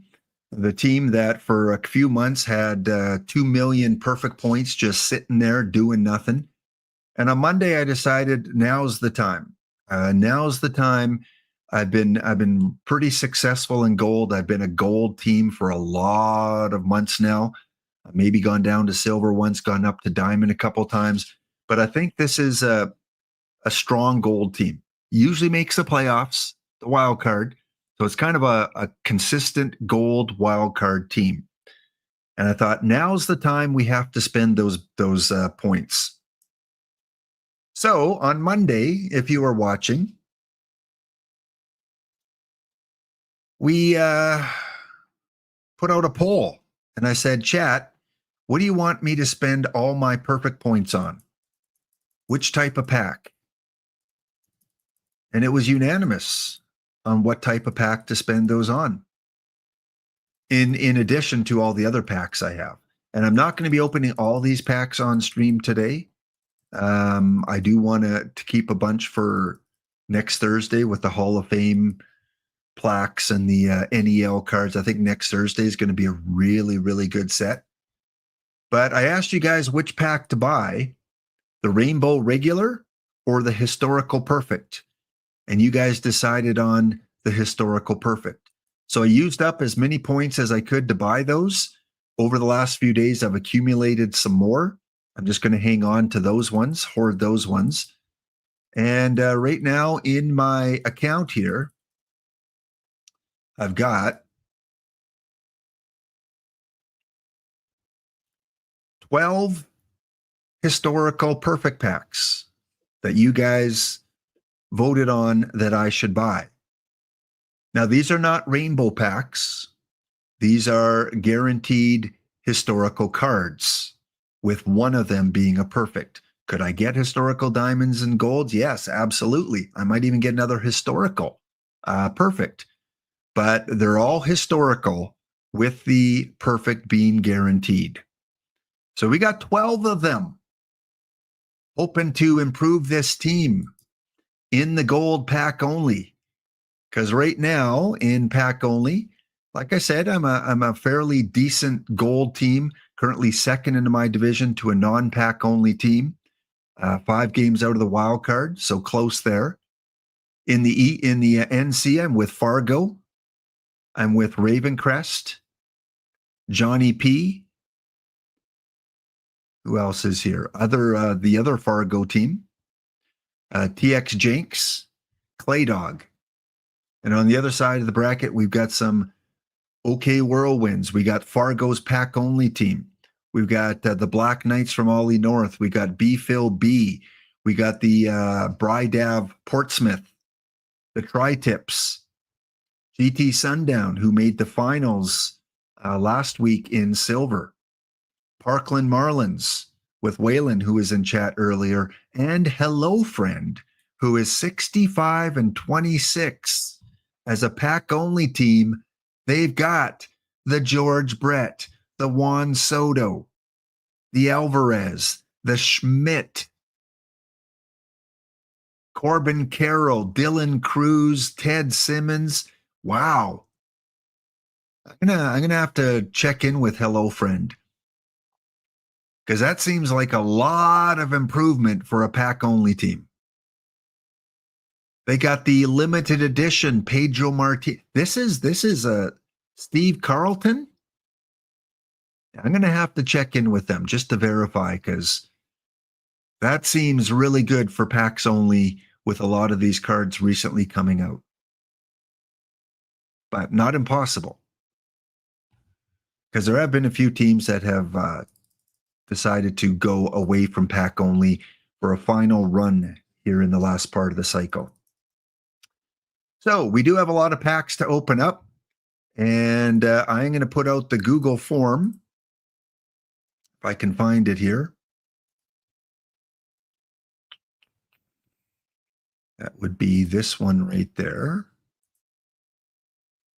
And I'll put it out in a minute, but I want to show you guys the questions first so you're clear on what you're guessing.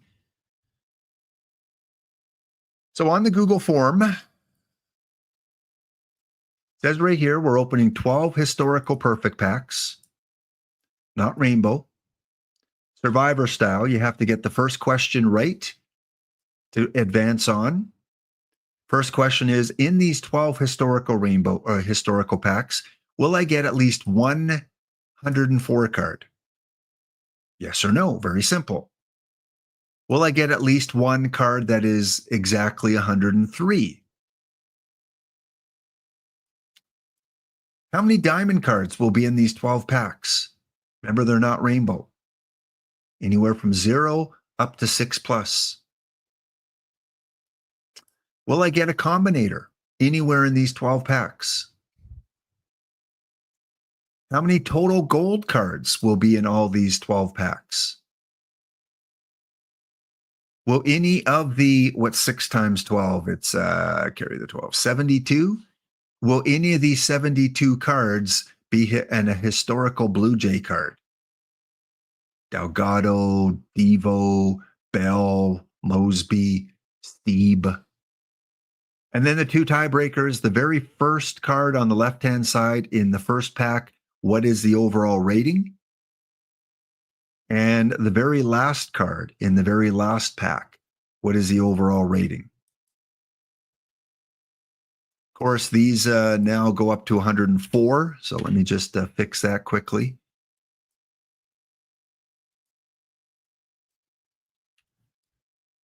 There you go. Remember, each pack will have a perfect card, so these packs could be a very high number there. And let me get the link, copy, shorten, copy, and paste. There it is. Make your guesses. 10 packs for first place. Actually, yeah, let's make, 10 packs. 10 packs for the bounty and 10 packs for first place. Get your guesses in. We'll leave that up for about a half hour. And it's not going to take long to rip 12 packs. So in about a half hour, we'll come and rip them.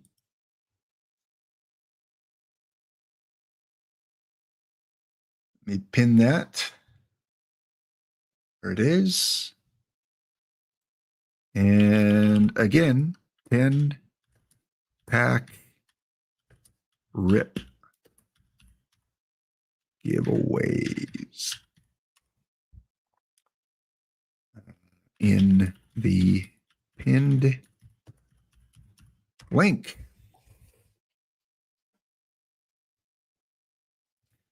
So let's go take a look at some of the possibilities here. We know we're getting an historical perfect.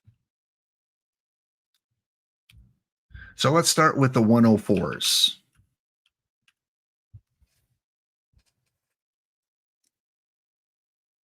Of course, you exclude the PTMS cards, you exclude the limited editions that are no longer available, and you exclude any that are mission cards. So I will not be able to get the Hannes. Pedro, I think there's some Pedros. Yes, there's still about 30-some Pedros out there. Greg Maddux, I will not be able to get because Greg Maddux is not in the game. Note Sharks, it's right on the form there. I'm only opening the 12 for this contest, the 12 historical perfects. Yeah, just all the information's right on the Google form when you open it up. So for 104s, I can only get Beck, Judge, Pedro, Otani, and Young. I will not be able to get the theme team prizes because those are not in packs yet, and I will not be able to get the mission or PTMS card. So 5 104s are possible. Personally, I think it's a Pedro day today. I think I have a good shot at a Pedro. I don't know, EVC, what your top poll for your 6 historical perfects were, but if it was a Pedro or any 104, congrats. Now, in terms of the prices right now, looks like $1 million for a Pedro. If someone wants to sell a Pedro, you're probably going to get $900K for it. I think you can. The thing is, as more are pulled, the prices are going to come down even more because 100 of these are quite a bit. That's a lot. That's a lot. So I don't think the price is going to stay at $1 million for all 100. I think it's going to eventually come down to that 400 to 500,000 range if you're willing to wait a little while longer. But of course, I'll be using them. Shohei's at 450 now. Hannes at almost 900. And Aaron Judge. See, Aaron was $1 million card at one time, I think. And he's come down quite a bit. So those are your 104s. Lee, Matthews, Ramirez, Hamill, Scott, and Beckwith. I would say Beckwith and Lee, probably the big winners there. Now, the 103 cards. There's a lot of 103 cards. Tons of them. But again, some of these are missions. Some of these are PTMS, PTCS cards. So you cannot get those. I wish there was a way to filter it out. Yeah, I'm not even going to try. I'd have to go and check off certain boxes. That will take too long. But if we look at the card value,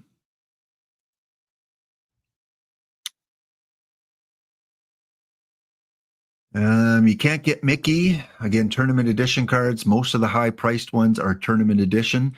So I would say in terms of the highest buy order, which is kind of a better representation, what people are actually willing to pay. It's like when you go and look something up on eBay. Oh, look, this comparable on eBay is selling for $10,000.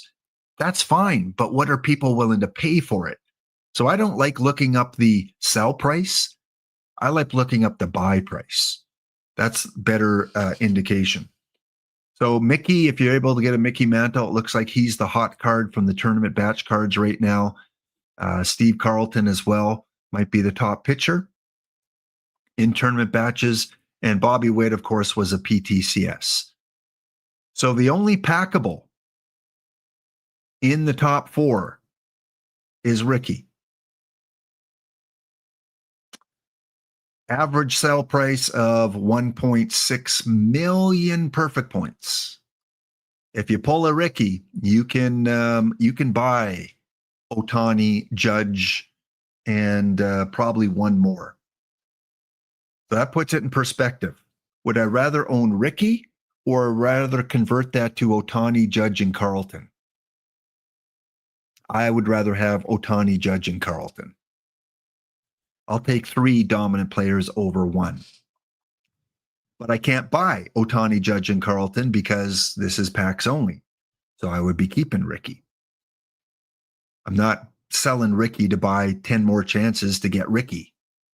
It doesn't make sense. Ken Griffey Jr. would be another good option as a 103. Love me some Ken Griffey Jr.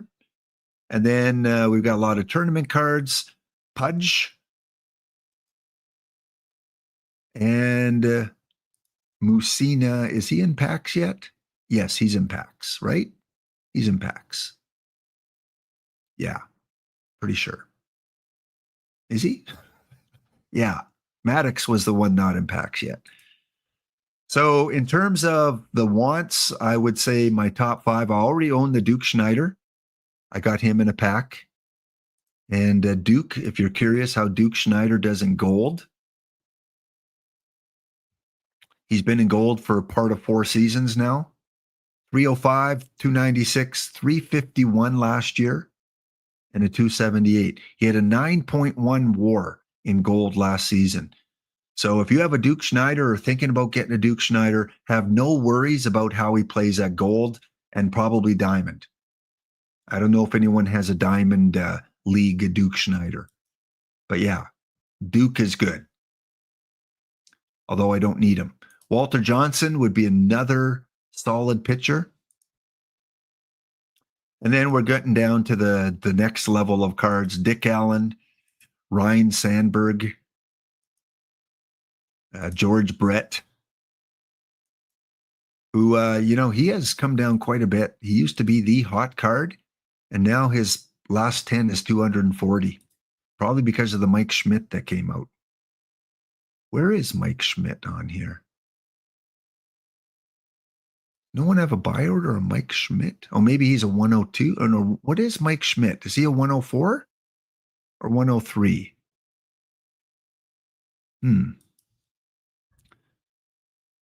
He's a 103.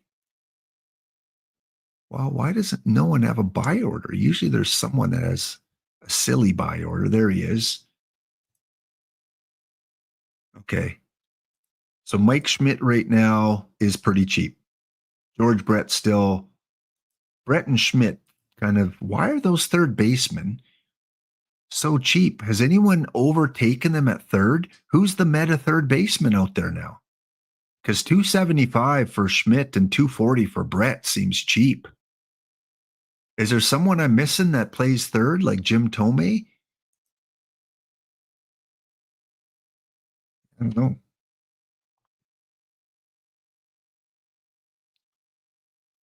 So I would say there's at least 10 extremely solid 103 cards. And then after that, you get into the 102s, and now we're getting to I don't think there's many really high-end 102s anymore.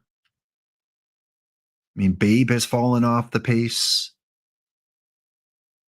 Edgar. I already own Edgar. He was pulled in a pack. The Ben Zobrist is a card that I think is a good utility jackknife card. 249K, which the last 10 is 145. Yogi Berra is a catcher. So yes, it is pinned in chat if you want a chance to win 10 packs. Fill that Google form out. We'll be ripping in about 15 minutes time. We'll be ripping 12 historical perfect packs, not rainbow packs, perfect packs. Dwight Gooden.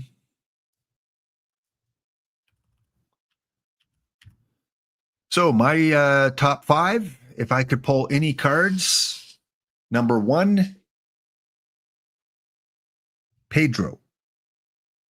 Number 2, Ricky Henderson. Number 3, Ohtani. Number 4, Aaron Judge. And number 5, Cy Young. Those are my top ones. Again, these are the packs that I currently own. I will not be opening all these packs. I will only be opening, for the contest anyway, these 12 packs right here, which are guaranteed a historical perfect. Again, currently in a league right now where I'm 5 games out of the wild card. I have to pass Fargo Friends' regular team and the Devils and the Eagles, non-pack only. But hanging in there, 5 games out.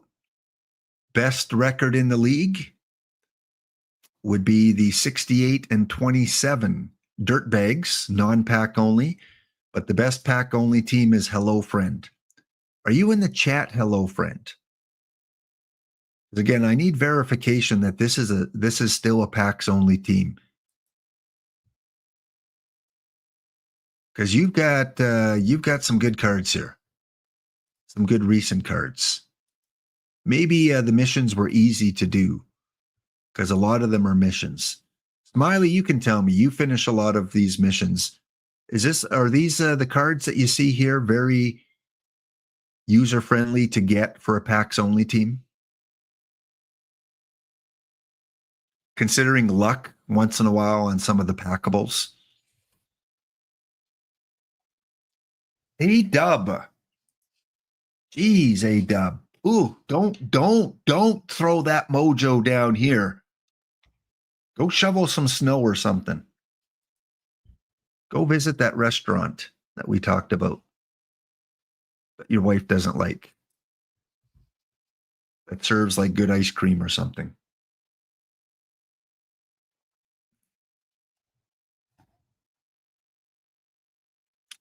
Okay, yeah, I was curious why the third base sell orders were fairly low.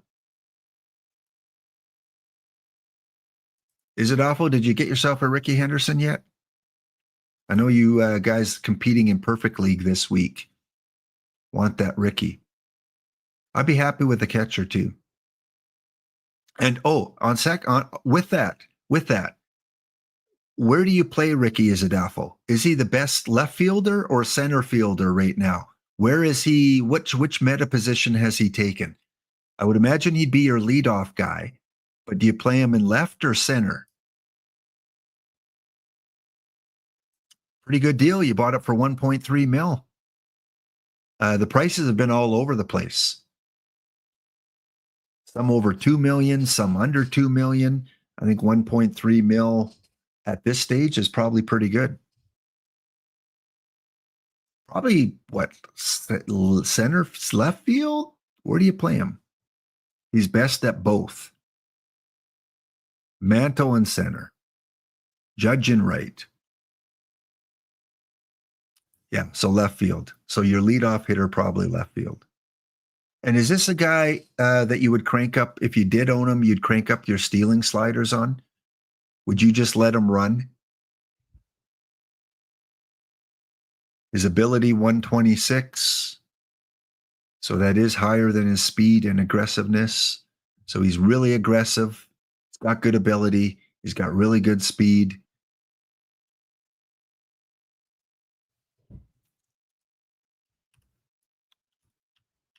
I don't know. I don't think he's still the base best runner, is he? Is Ellie still up there? Ellie De La Cruz. Yeah, Ellie's still high-end base runner. And then the other one, of course, was Utley. Again, you want your ability to be higher than speed and aggressiveness. Aggressiveness can be high, but if his ability is not high, he's going to get caught a lot. Plus even on plus EV on stolen bases, but not hugely. Okay. So I think he's big triple and doubles guy, right? He's gonna pay off in terms of doubles and triples. As Ricky said, if you walk me, it's like a triple. You're going to steal second and third.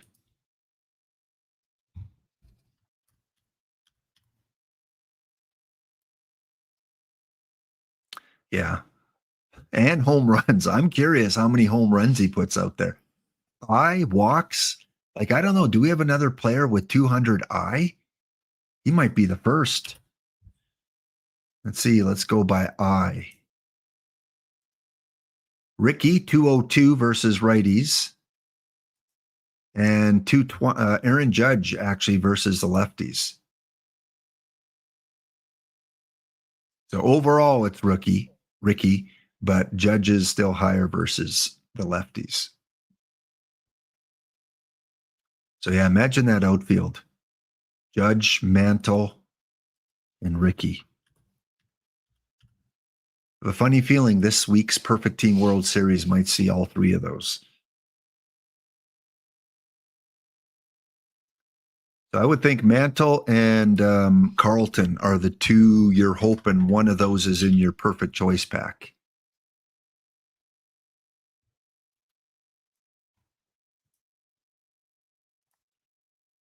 Yeah. I might take Carlton over Mantle. So break is coming up. When we come back, it'll be time to rip. Stay tuned. Back in 3 minutes time. Turn your volume down a little bit. It's going to get loud.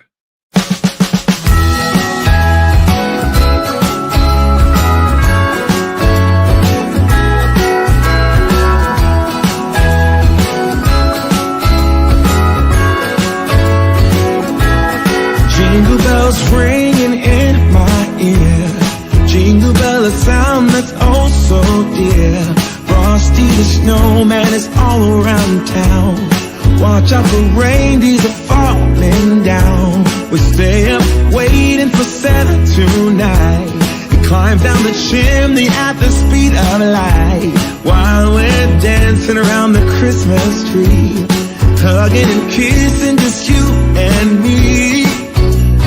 Carolers are singing outside our door, lovely songs we all heard before, as they walk from house to house to wish us all a Merry Christmas Day. Oh, a Merry Christmas Day. Oh, we're chasing snowflakes as they're falling down. Let's go outside, the snow is falling down and every child is having so much fun. The snowman is twice the size as me, with a smile as quirky as mine. We're holding hands to keep each other warm while we stand and watch a choir performing all the Christmas songs that we love.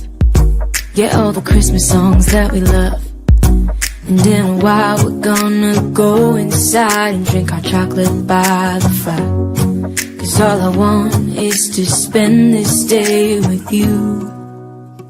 Let me give you a Christmas moment we'll fill with love and joy. So beautiful, kissing on a mistletoe, baby, with you. I don't need any presents as long as I spend this day with you. So beautiful, kissing on a mistletoe, baby, with you. Ooh. I'm making plans for what we're gonna do. I feel so blessed that I can be with you. 'Cause God knows that I've been longing for you. I just wanna hold you close. You know the stars are shining just for you. Let's take a walk and we can follow the moonlight till we reach a place we can stay. Maybe kiss a bit and dream away. And in a while we're gonna go inside and drink our chocolate by the fire. 'Cause all I want is to spend this day with you. Let me give you a Christmas moment we'll fill with love and joy. So beautiful, kissing on a mistletoe, baby, with you. All right, we are back. And before we start the pack ripping, here is an update on the bounty. I am going up against South Glen, Yokido, you and I in the semifinals of today's 10-pack bounty. After taking out Cedarites 2-0, we took out the Hoddle Sharks. And now we're going up against the Yokido South Glen team. And game number 1, 4 runs in the 9th inning for the Hound to make it a 6-1 final in game number 1. On the other side of the brackets, we have Baltimore, who does not qualify because they were already entered, and I don't think they're in chat. If Jay Binder is here, say hi. And the other team, I don't know if they're here, H. Walensky as well. So I do need these two managers to confirm they're in chat to be eligible for the bounty. We do know that Yokido is, but we don't know about these other two teams. So bronze, no combinator, bounty. We are currently 1 game up on Yokido's team here. Check back in on that towards the end of the day. All right, what am I missing in chat here? Ricky, very similar to the 2020 or OOTP 23 one. I'm glad they didn't make this one limited edition. I think that might have caused an uproar. Even though this is going to be very, very difficult to get. I don't know. Will there be 100 of them even pulled by March? Good question. How many of these cards will be pulled by March? I was watching the Yule log, and some of those numbers really surprised me. You know, the 99 Dave Steeb that came out during 80s week, only 36 of them have been created. And he's a 99 diamond. And that was like a month and a half ago. So will we even see 100 Rickies being pulled by the time the new game comes out? I don't know. That'd be an interesting bet. I would think so. Because if we've had 60 Pedros pulled, we should get 100 Rickies within that same kind of time frame. But I don't know, because there's 2 groups of Pedros, if that doubles the odds. So if there was only 1 limited edition Pedro, but let's say there were 100 copies of it, does that mean that only 30 of them would be pulled by now instead of 60? I don't know. I don't know how the math works there. I told you, Yokido, Danny Duffy was in your bullpen. Probably in your bullpen if you gave up the 4 runs. Yeah. So we're just going to wait because I have to go over to the other account.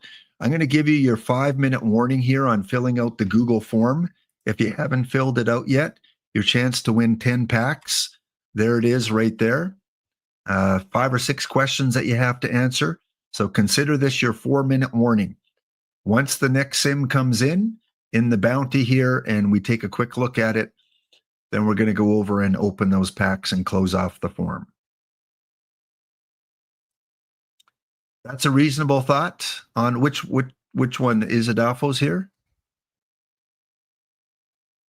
It does, I think. So barring spotlight packs, I think it'd be a month before 100 Rickies. Yeah. Yeah, spotlight packs are going to, in a way, I kind of hope he's not in spotlight packs. I mean, I think he will be.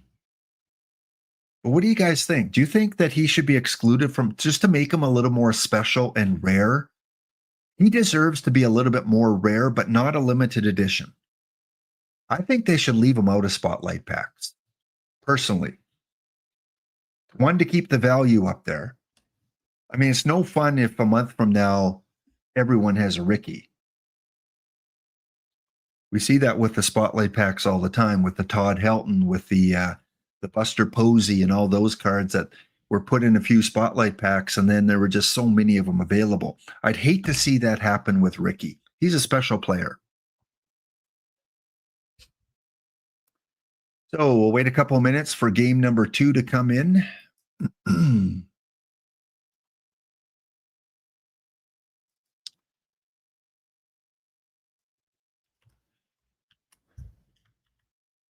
Take a look at the last PTMS, which was what, number 4? PTMS 4. Just take a look at the value of those cards for PTMS.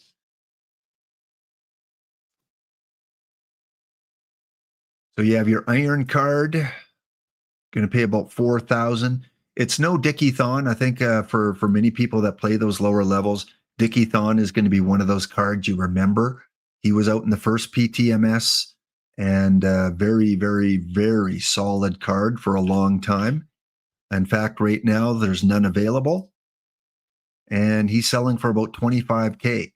So compare that to the 4K for a card that just came out as this more recent PTMS. Dickie Thon was a winner. Swanson, a little higher for a gold card, PTMS card. No interest in him, but there are 3 sell orders. I don't play gold, nowhere where it fits, but it looks like a very flat profile. This seems to be the year of extremes, especially at the lower levels. Flat profiles don't seem to get you anywhere unless they're like a Joe Charbonneau, who's pretty flat but pretty good everywhere. Shane Reynolds, no sell orders on Shane Reynolds. One interesting 60K offer. He's got the profile. This looks like, correct me if I'm wrong, gold players, but this would be a top 5 pitcher in gold, wouldn't it? I have a hard time believing there's 5 guys better than this. If he's not in the top 5, he's close to it. All right. Hey, my eye test was good. Starting pitcher 5 in non-combi. Okay. Yeah. So he's top 5 or close to it. Yeah. Paul Wainer. Couple sell orders on him. 100K basically if you want yourself the Paul Wainer. Always one of the favorite baseball players. Again, kind of that, I like that profile. Good avoid K. Really can only play right field. First base, DH. I wouldn't want him as my DH. I want a power guy as my DH. But probably low diamond, maybe he fits somewhere. I don't know. I would think there's a lot better cards in this one at this point. Next up, Adrian Gonzalez, high diamond, selling for about 300K against the righties. Power eye, yeah, pretty solid everywhere. Don't know where he fits. First base, I would imagine a lot of competition. And then you got your 3 perfect cards. Your John Lester, selling for about 500K. Eddie Collins, and your 104, Joe DiMaggio. Doesn't look like any Collins or DiMaggio have sold. Shows 0.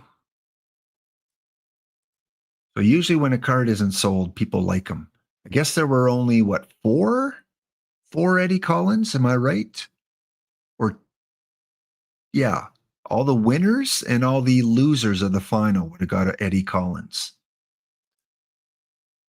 So that would make 8 John Lesters, 4 Eddie Collins, and then 2 Joe DiMaggios, neither of which have sold. So curious, is it awful? If you said Mickey Mantle at center, I think he did mention Joe as well. If you had Joe DiMaggio, does he beat out? He must beat out Mickey Mantle, right? At center. So it'd be Ricky Henderson, Joe DiMaggio, and Aaron Judge. And Ohtani probably as DH, I would imagine. All right, game number 2 of the semifinals is in. Well, Yokito, we got you. Got you this time. Game number 2 is a victory. 3-2, bottom of the 10th inning. A triple by John Evers. And he will come around and score. Payne takes the win in relief. Well, that means I'm going up against either the Jugger or the Hilltoppers, both of which were not in chat. Both will not qualify for the bounty. So unfortunately, we cannot give those packs to a bounty. However, we are going to give 15 packs for the pack ripping.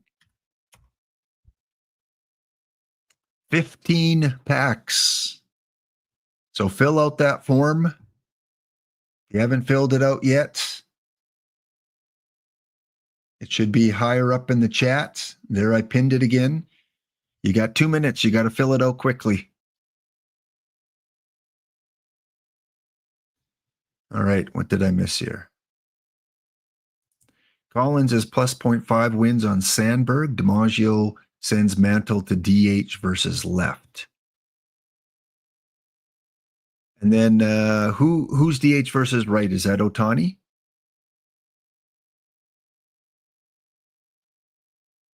Griffey have as center field 5 in league, but 1 position and behind those, it's tough to find a way to get him in. Yeah.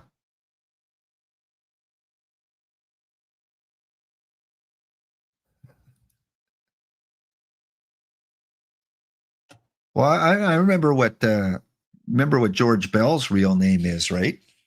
His birth name. It says George on the card. We don't know what Evers' birth certificate says. It might say John. We don't know.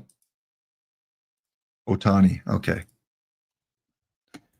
All right. Well, no need to check in on this any further. Taking a look at the stats. Again, I've mentioned this guy many times as a card you're looking for in the 5L. He is, I think, the first baseman you have to take in a 5L. 1914. Yes, there's Jake Stahl. Yes, there's Wally Joyner. Yes, there's all these other guys. But I'm always taking Stuffy as my first baseman in the 5L. Hammond still performing well. Gaetti performing well. John Nee Evers. And pitching leaders, Hugh, who we've talked about a few times, 2 wins for the Hilltoppers.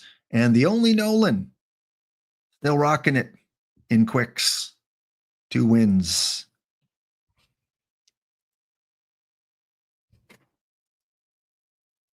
Okay, we're not touching that team for a while now. We're leaving it. I showed you what it was, the pitchers and hitters I'm using. We are leaving that as is. All right, so we're going to go close off the form very quickly. Go fill it out. Exclamation enter, exclamation ticket for your chance to win 50. I'm boosting it up because I didn't give the bounty out.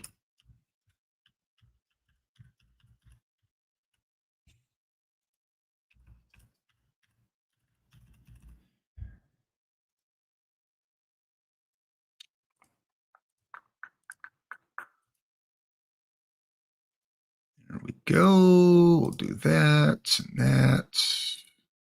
Don't forget, 1 week from today, TWIP will be back. TWIP will be back with the New Year's January the 2nd set, which is a mix of a bunch of different cards, including NEL cards, Hall of Fame plaques, plus many other things coming next Thursday, 1 week. Don't know if there's a two-day treasure trove. Nothing's been announced on that, but for sure we're going to have a TWIP set next Thursday.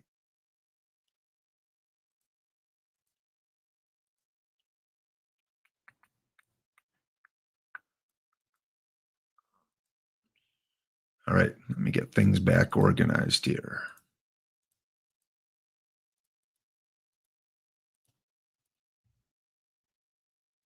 So we do have the Jelly of the Month pop-up going on right now. Congratulations for those of you that have won the All Perfect Pack in the previous pop-ups. There are still 2 pop-ups left that are not full. Both of them are perfect drafts.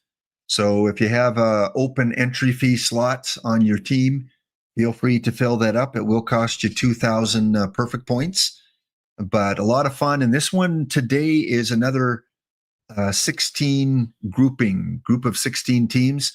So it probably won't finish until close to midnight tonight. We are on game number 28. So we're 28 games into round number 1, about to finish pretty quickly. And it looks like I will not advance in this one here. Where am I? Yeah. I am officially eliminated. I am in a division with some ringers: Maple Madness, the Flames, the Zips, the Dodgers, the Volunteers, the Pirates, the Biscuits, and the Salon. No other ones that I recognize here. So in terms of our top team, do we have any teams with like 25 wins and just dominating? Let's see here. 2022. I even went extra pitchers today. 2024 seems to be our highest so far on the left side. And on the right side, anyone beat 24 wins? 21.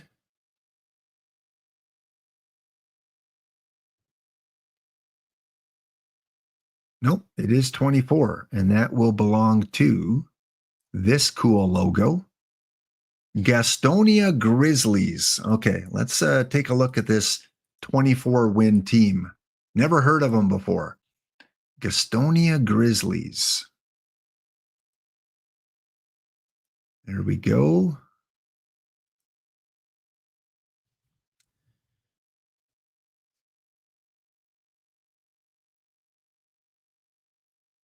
This is what they're running. Only 4 losses.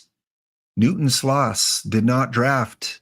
Well, that's one reason. There's 2 wins there, as our one of our top managers was not able to get the draft in. Minerva did not draft. Well, that's starting to make a lot more sense now. The Warrior, why couldn't I get into this pool? Oh, that's not a good investment of 2,000 perfect points. 3 teams that didn't draft. Make that 4. Well, Gaston, I'm not giving you as much credit as I used to, because we have 5 teams in one division that did not draft.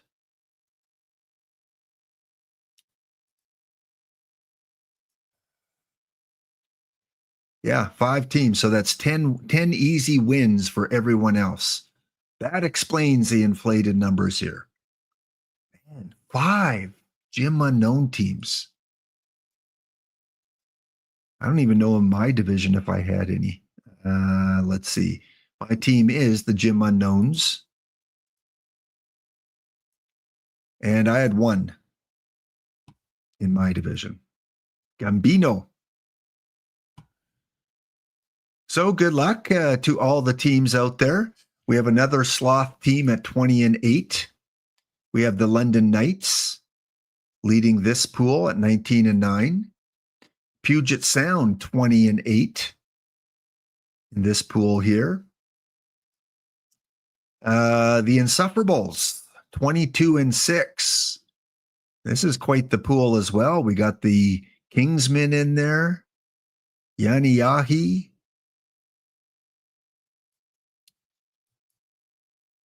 Vermont. What team is this? That's a lot of 8s. Holy smokes. Can we, whoa. You imagine Dishnet broadcasting the finals with this team in it? With the how do you memorize that username? It's like, what's my username? It's SIN something with a lot of letters. I think the 3-year-old just was hitting the keyboard on this one. That's weird. And they might make the playoffs. So Vermont's doing well there. This was my division, or the division we talked about already. Any familiar teams here? No. Space Moose. Bill Nye, the Russian spy, leading this division. We got Fargo here. We got 68 Pirate there. Or no, Armady. Back to the Future, Great Scott. EVC, EVC, EVC. EVC's Jim Unknown Dodgers. A HODL team. Oh, that should get you booted out of HODL. You guys have like a code of ethics there? You miss a tournament, boom. Take that HOT out. You're giving your league a bad reputation. St. Angelo. Dark blue Cedarites is there, looking like it's going to make the playoffs. What else do we got? I just want to go over all these divisions. Newport. There's Spore, 15-3. Looks locked in. Not necessarily, though. Not necessarily. Spore's got. He's still got to win one game. That is one close division. Hooked on Franchise Time Machine kind of has a team like I had. Next up.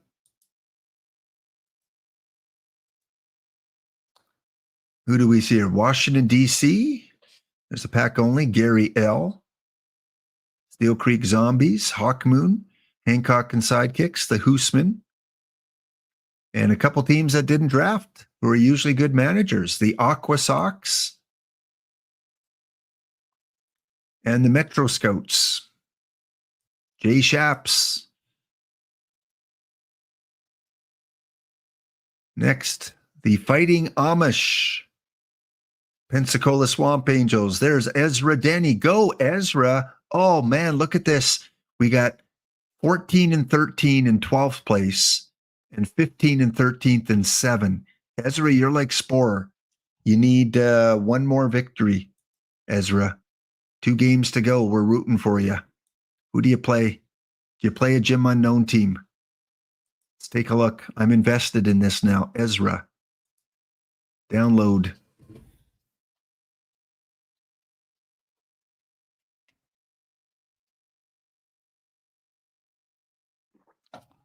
So I'm curious, did Spore win and did Ezra win?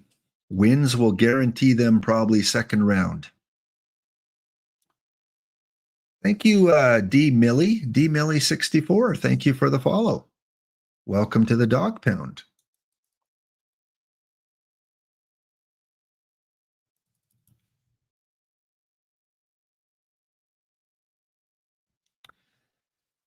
Yeah, all those 5 Jim Unknown teams will really inflate the others up to 20.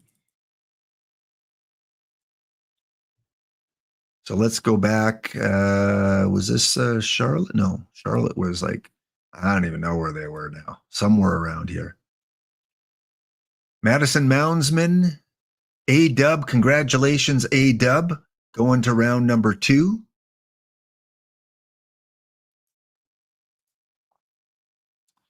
Fargo locked in. Congratulations, Fargo, making round 2.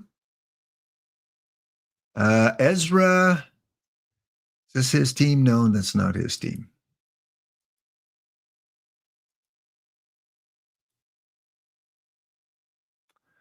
Spore is 15-14 with a loss last game.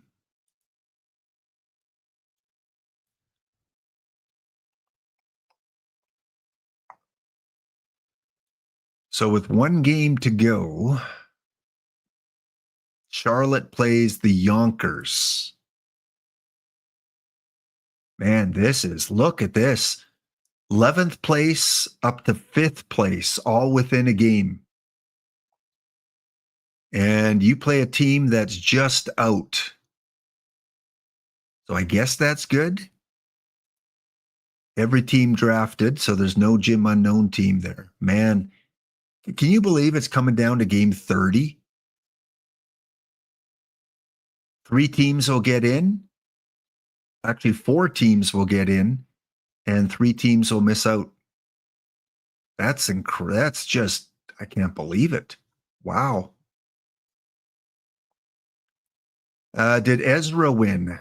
Ezra lost as well. So Ezra now needs some help. And Ezra's last game will be against Ezra lost 14-4 and will play Bremerton 16-13. So if Ezra beats Bremerton, they'll be tied. There's some teams that have 2 games left. So yeah, Ezra needs a little bit of help, but that's a close division as well. This one here, any familiar names? Not really. Michigan Wolves. And last 2 divisions, Lava, 20-9. Oh man. Can we trade Lava to a different? Can we trade Lava to the show, MLB the Show? Lava's just getting too good. Lava and Mr. Audit, man, draft wise. So congratulations, Lava. Port City Pirates just on the outside. And in the last division, that is the one I'm part of. Central Kentucky Pirates, 16 wins to get in. And again, the reason some teams have 2 games to go and some teams have 1 game to go is because of the sked. The sked is really wonky. You play a lot of games in a row. Some teams get the bye on the 1st of April. Some teams get the bye on the 2nd of May. So if you can make it past round 1 and your bye is on the 2nd of May, that's a huge, huge advantage. I don't know when I get my bye. I don't know if I've had it on the 1st or if I get it on the 2nd. Doesn't matter. I'm out. But you look at other teams, Lava, same situation. Same situation. I'm sure there are some teams that have had buys in the middle somewhere. Maybe not. Maybe they fixed it this time. Yeah, everyone's playing straight through. Oh, this one. See, this team got a bye on the 25th. It looks like they're a Jim Unknown team, though. Yeah. So yeah, it's just weird how because it can really be an advantage if you get a bye halfway through the month. And you're close to a playoff and you get that rest. So if you do get a bye, you want it halfway through the month or you want it at the end of the month if you qualify.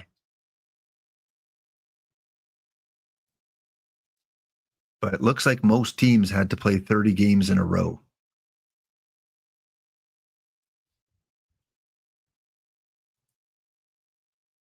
Yeah, not finding many that have a midway break. Here's one. Baffle had a break on the 24th. which again, that 1 day of rest can make such a difference. I think Joe Hobo, everyone should have the same bye wherever it is. If they want to make them play 30 games in a row and give them a break between round 1 and round 2, do that. No use having a bye on the first day of the month, which I don't know if any teams did. But give everyone the same bye, because in a tournament like this, that is a huge, huge advantage for some teams. Like my bye was on Tuesday the 2nd, but if I don't make it to round 2, it doesn't do any good. So I think the perfect bye would be like after game 15. I think give everyone a bye after game 15 and give everyone a bye after the first round. Let every team have a day rest between rounds. And then it's best of 7, so whatever, they can go back to the usual way.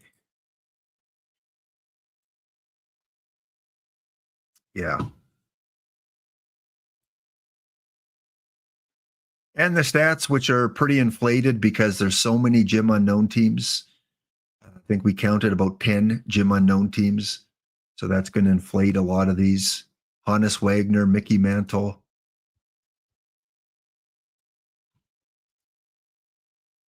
Yeah, he got to play some Gym Unknown teams.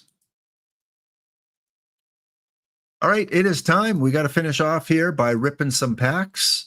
We are currently on a break. So again, you got about a minute to fill out the form. We got 23 entries. It is pinned in the chat. 30 seconds to fill out the form. 23 contestants. Will I get at least one 104 card? Will I get a card that has 103? How many total diamond cards will I get in these 12 packs? Will I get at least one combinator? How many gold cards total? Remember, 12 packs, 6 cards a pack, 72 cards. Will I get any historical Blue Jay in those cards? And then the 2 tiebreakers. All right, we are going to close it off. Let me go to the actual game.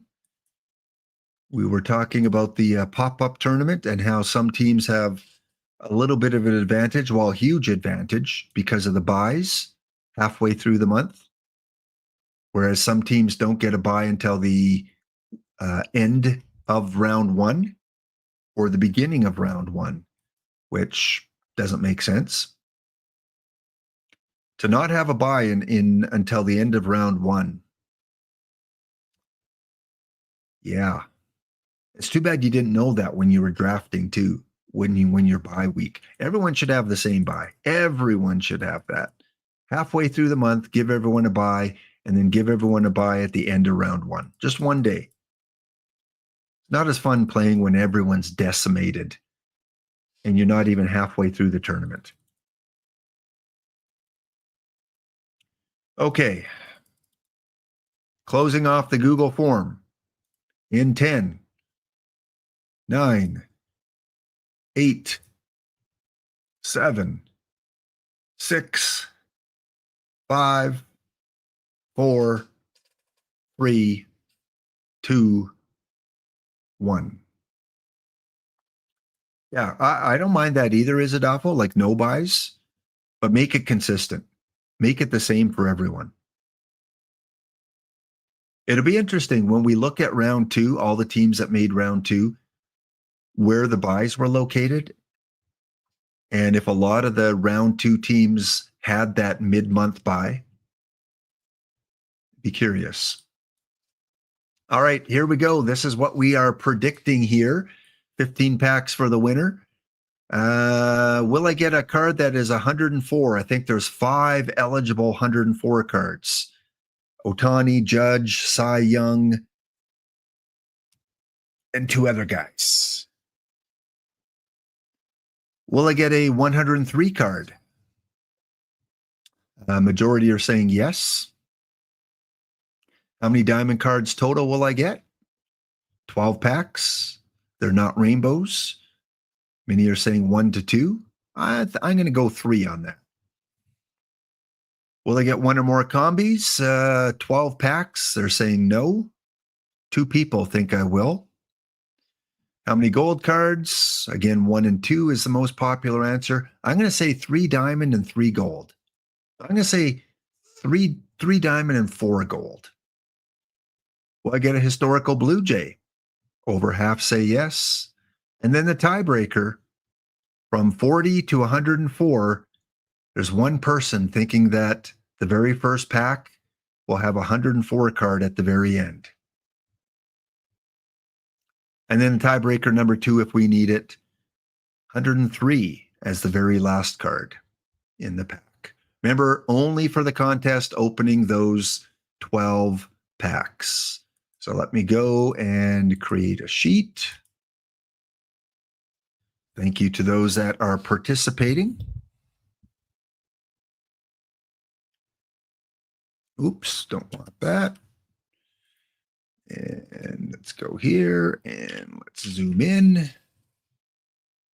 And we want to create a filter.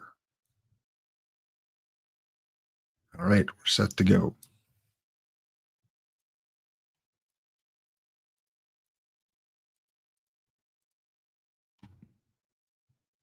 Were you in the this pop-up here as Adolfo? I didn't see your team.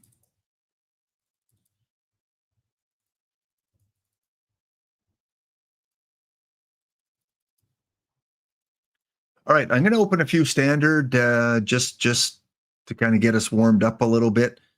So what I'm going to do is I'm going to run through and open 1 of each pack, and then we're going to open the 12.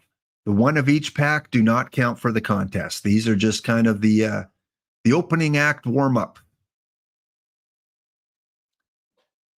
This is my packs only team. I can sell any card I want. Pack number 1.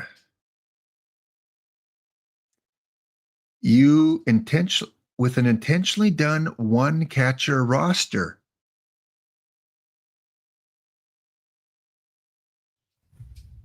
Intentionally. I'm trying to think the logic behind that. Now, would the logic be it's more important to have a player that's going to play more and give you maybe an extra pitcher?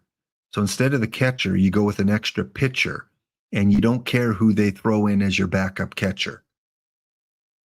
That would be the only logic I can think. Oh, okay. So kind of a mistake, not completely intentional. All right, that was a standard. Here's our silver pack. Frank Warfield as a 74. Remember, more NEL cards coming out next Thursday. So this is not the last of the NELs. Who knows? Maybe we'll see another Jackie. Probably not. He does have an NEL card already. Our gold pack. What do we got? Trevor McGill.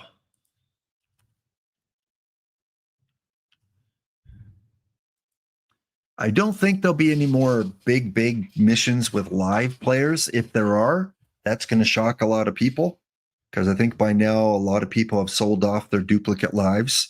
Could you imagine coming out with a huge live mission set? The panic and the prosperity for those that still have them. 105 Jackie. I don't know if they'd come out with 2 Jackie NEL cards. Maybe if it's a non-LE card. Was Hank Aaron ever in the NEL? Wasn't he in there like very, very early, like for a couple years? But you couldn't really you couldn't use his numbers from that year.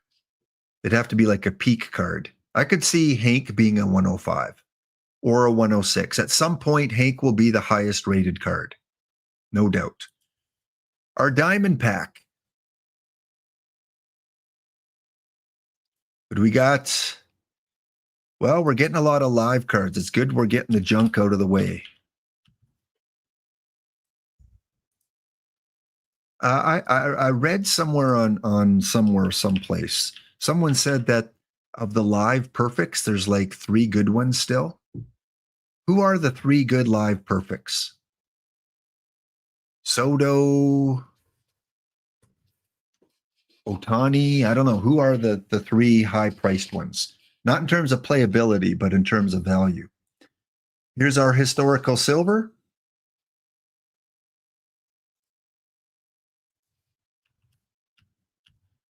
And we do know the perfect game Randy Johnson will be coming at some point, hopefully soon, so we get to enjoy it. That's going to be like a 105, 106 probably. Although there's still a lot of 104s that have to come out, so I don't think we're going to see any 105s for a couple weeks. I think we're maybe the next 105 will be the next PTCS, because there's not many 104s yet compared to the 103s. So maybe late January is when the 105s come, if they come. We don't know what their end goal is for cards. I always thought it'd be like a 109, but I don't know if there's enough runway left to go all the way up to 109. Our historical gold. Don't have to worry about the live cards here. Hunter Pence. And Shane Halter. For those of you that play Iron, do you guys like this card? Last year, he was a really, really, really, really good lower level card. Eye test doesn't seem like he's where he was last year, but he's got that utility for sure. You'd have to assume 105 is the end. Yeah, I wouldn't disagree with you, A-Dub. I think if we go to mid to late January 104s, and then we go the last month with 105s, that makes sense. Oh, and Spore said 105 will be the last? Okay. Which is good. Good. That's where I think we'll see the Randy Johnson, the Jackie Robinson, the Hank Aaron. Who else are we missing? Who else? Major card. Lou, of course. Okay. And our historical diamond with an additional gold. Oh, Willie. Yeah, Willie. Willie will be the 105. He'll come out in that last cycle. I would think, my guess. John Candelaria, and the diamond historical is Art Devlin. Okay, it is time. Let me just get this sim in here. Update with the latest file.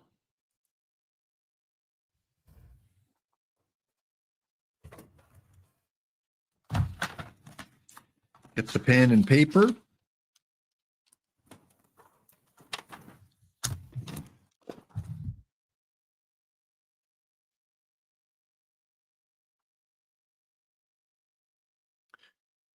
Yeah, I'm knocked out of the pop-up. No surprise. I knew that was coming. So round number 1 is done in the pop-up.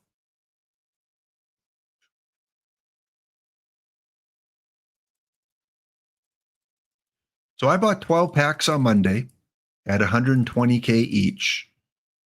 So the math would be 12 times 120. That's 1.2, 1.44. Is that right? I want to do the math. 1,400,000 1440000. Yeah. 12 times 12. Yeah, that's right. So I'm going to check out the level 10s of each of them too, just to see how close I come to even with the last 10, not level 10, last 10. Okay, we won't have any sims coming in, which is good. We'll be able to get all these ripped.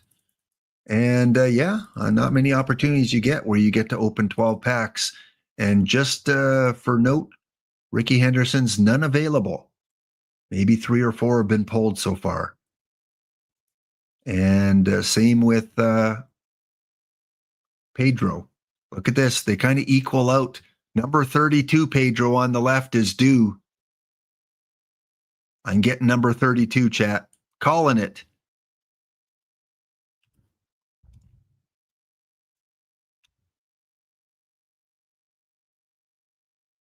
We'll see if this can help my gold team get the diamond.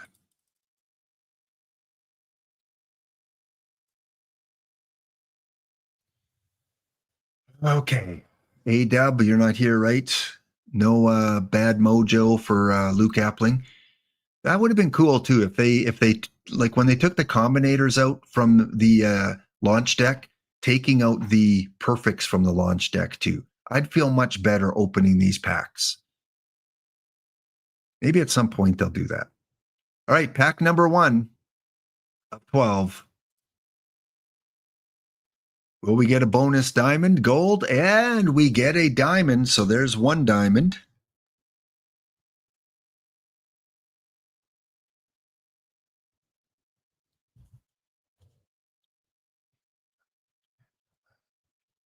And the first tiebreaker is a 63. If we end up going that far. Hey, congrats. I thought you were locked in there, but you got in there. I hope Ezra and Spore got in there as well. 3 sales of Ricky. And someone pulled 1 and didn't sell. So at least 4. Okay. Let's see if we can get number 5. There's the mojo to cancel out the other one. All right, the diamond card is Jim McCormick. And our first historical perfect. Let's get Pedro out of the way. Oh, Jack Glasscock. Okay, not the worst possible situation. Not the most expensive. His last 10 is 33,522. Back in July, this would have been a much more happier pull. All right, Jack Glasscock. Let's try Franchise Time Machine now. With the emotes. Get those emotes in there. 1 diamond, no gold so far. Pack number 2. We got a gold. We have a gold. Our gold card is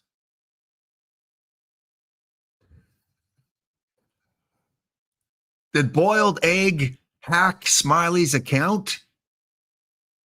Boiled Egg, boy. Smiley, I saw in my Discord, you went on a shopping spree on sales on underwear.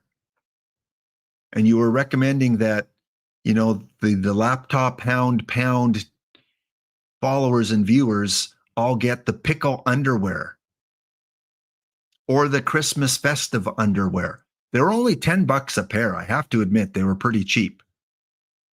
Smiley's so good at the game now that Smiley's just looking for entertainment elsewhere. I can see you and Lava and Mr. Audit and Izadaffel and Newton Sloths all sitting around a table going, oh, this game is so boring now. What shall we do?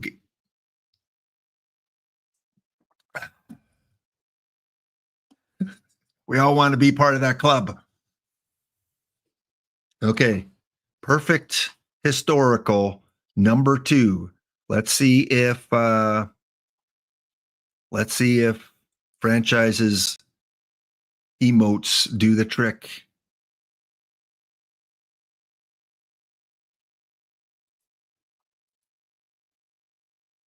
Hey, that's going to be an improvement on my team, I think. He probably still plays at the gold level, I hope. We have a last 10 value of 109,099. Okay, that one a little bit better. Franchise, good. And Pop Stongoria, you were one off there from getting your San Francisco Giant. McCormick, a good low diamond. Diamond has a higher 10 than the perfect. Yeah. That happens. Some playability in dead ball tournaments. Good to know.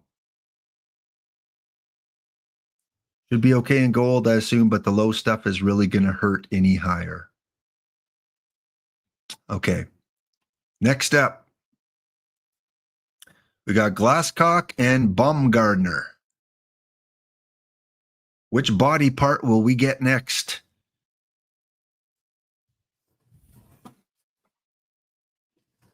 We have our second gold number 2.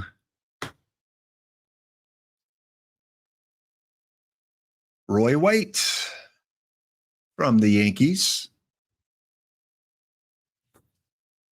Okay, we have a pitcher, we have a shortstop. I think we're due for a catcher here. Who's Flying WV is going to send some luck here with the emotes. Put those emotes in, chat. Put the Cavacom emotes in. Put the EBC emotes in. They pull good cards. Yeah, Andy, on Monday I bought 12 packs. It's kind of late in the cycle. Why am I holding on to it on a packs only team? I think this is a good area right now to open a bunch of packs with that Ricky coming out.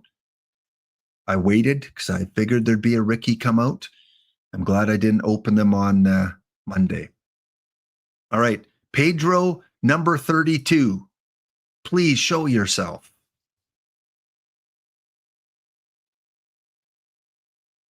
Well, it's not a 103, but it's not 100. So Brent Rooker. Okay, now we need everyone to say something positive to cancel out this negative. Right? In math, don't positives cancel out negatives? All right, 84,925. He may or may not make my team. In gold. I like how Isadolfo does the play-by-play on cards. It'd be like, yeah, he could play in gold, but his stuff's not that much. Yeah, Rooker could be a gold option, but his avoid K is just kind of too low in diamond. That's what Isadolfo's going to say. Oh, thanks. More negativity. Okay. Hemazin, we're going with the Dave Steeb this time. Dave Steeb emote. Thank you for that.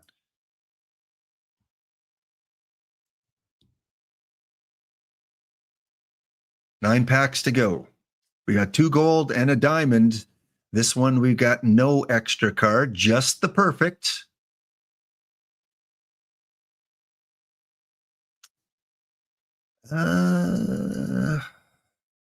What am I feeling here? What are the vibes saying? They're saying John Olerud.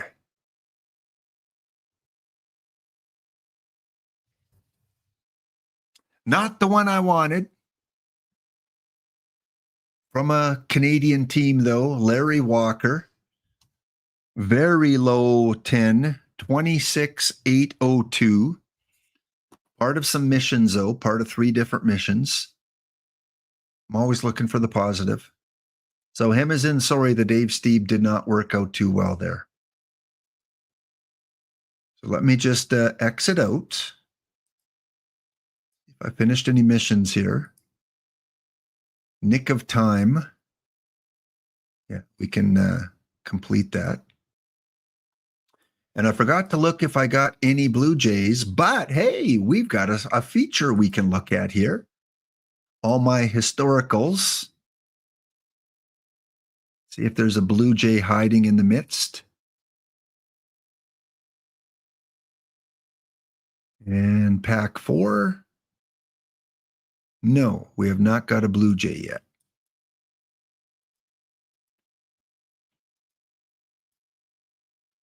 Yeah, that McCormick does look really good. 38,000, yeah. He's more than the Glasscock.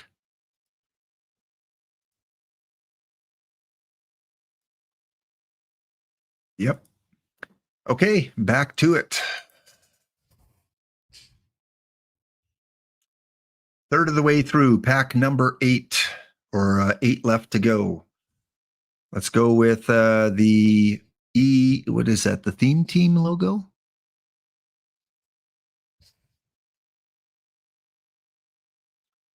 There's our Blue Jay. So we did get a historical Blue Jay. So that question has been answered. We got 3 40s, chat. This can't be good. Unless it's Pedro. 3 40 cards. Pedro. From the Boston Red Sox, we have. From the Detroit Tigers, we have Charlie Gehringer. Again, low meta, maybe close to meta at one point. Not so much now. Still some demand for him, barely. Part of 2 missions, Jones and Sheffield. Okay, that EVC emote did not work very well. So let's go reverse psychology and let's give a dub. Watch 2 perfect show up.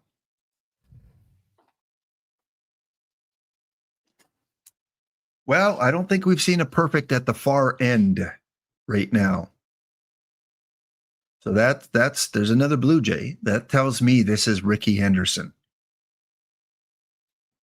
Let me rub it in A-Dub's face. No Luke Appling. Instead, we're going to get Ricky.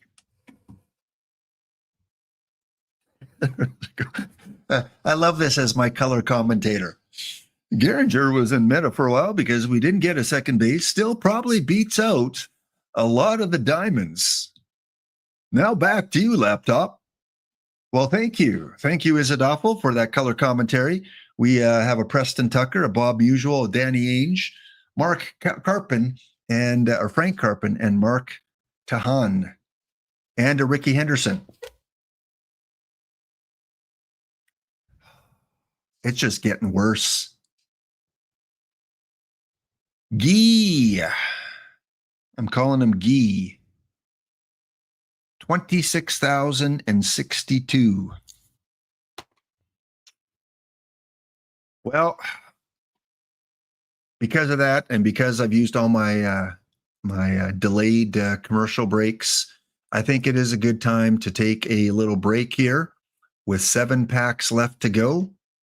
I've got 777 packs and 6 of them to go. We're halfway through. We'll be back, Ricky, in a couple minutes' time.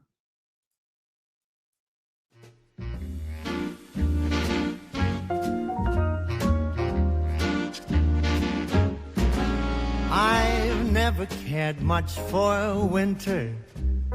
Ice and snow leaves me totally cold. But something's up each year in December. I love it like a miner loves gold.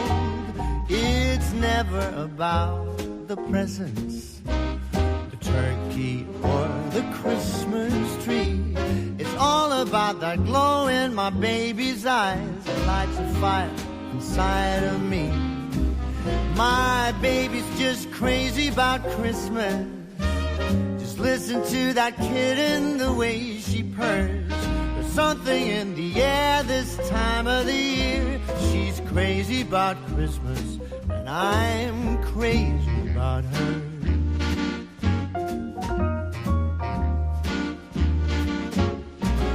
Oh, the deeds that I do to please her, ain't a thing that I wouldn't do. I give my babe whatever she wants. I'd catch a reindeer if she wants me to. My baby's got a thing for Santa. She blushes and she giggles whenever he's near. I grow myself a beard in time for Christmas. I keep it throughout the year. My baby's just crazy about Christmas. Listen to that kitten, the way she purrs. There's something in the air this time of the year. She's crazy about Christmas, and I'm crazy about her.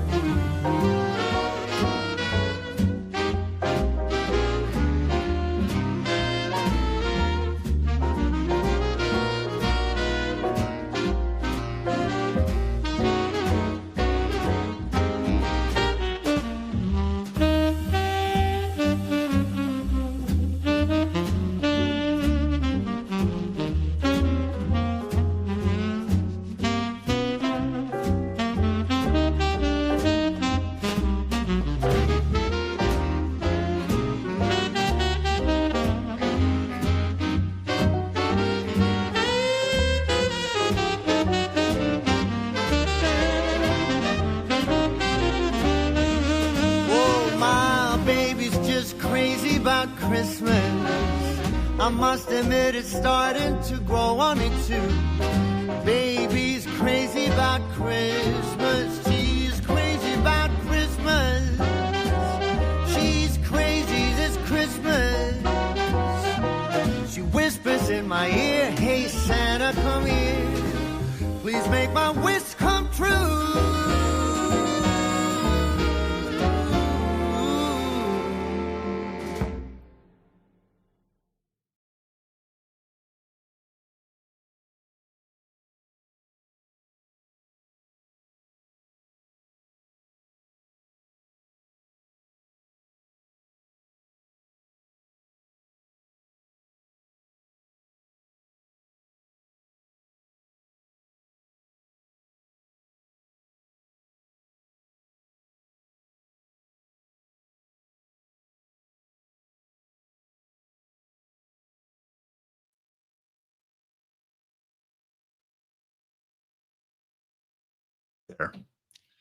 There we go. There we go.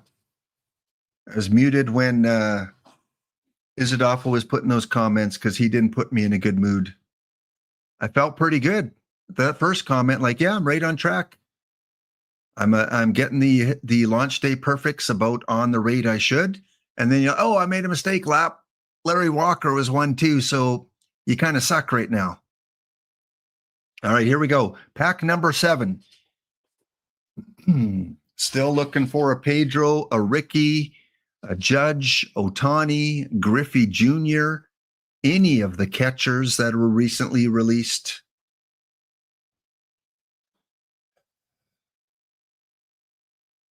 Anyone except Luke Appling, really. No Cava. Hey, Cava, don't tell me about flipping cards. Oh, you don't get to use that comment, Cava. I see you're on the slowest setting and your irons flip at a really slow rate as well. All right, here we go. Pedro Bourbon. 26,839. Well, that saying, save the best for last, please don't let us get to that point. This is going to be a huge fail if I don't get at least one 103. I got a 102, not a great one. We got 5 packs to go. We pulled 2 gold and 1 diamond card early, and then nothing for extra cards. Lap and streaming, just lap and opening packs streaming does not work well. Well, we do get Steve Leon. We got another gold card here, and the gold card is Johnny Cueto. So 3 gold and 1 diamond. Okay. I'm looking at the cards. There's some good cards towards the end here. So let's keep it going. Number 32, Pedro Martinez. Hey, kind of better. Kinda better than what we have been getting. Hank Greenberg selling for 54,424. It is a step up, absolutely. 4 to go. Oh man, this is a disaster. Wait like 7 months to use all my perfect points, and I get this. Not even a combinator. It is my third Blue Jay, though. So let's see if the Blue Jay can give it a little bit of luck. Tiger mission done. Okay, there you go.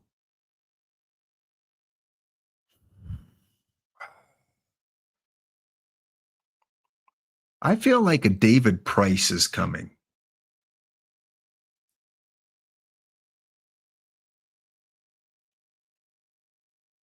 He'll play on my team. Kind of came out around the same time as Price, I think.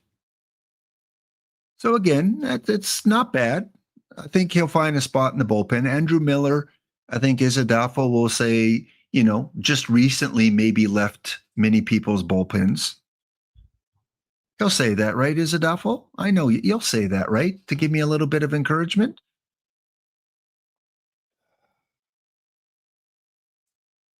Max, I'll have to refund you those. We did the bronze bounty already.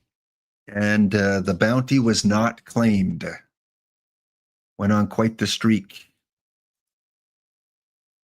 Next up. Yeah, we're almost at the end here. We're opening our perfect historical packs. Last two were Greenberg and Miller. We got 3 to go. Again, at the very end. So the Greenberg and the Miller have been at the very end of the cards here. So that's a good sign. Okay, this is Ricky Henderson. It is. I'm telling you now, this is Ricky Henderson. Get ready. You're going to see all the Christmas garnish around the card in 3, 2, 1, now.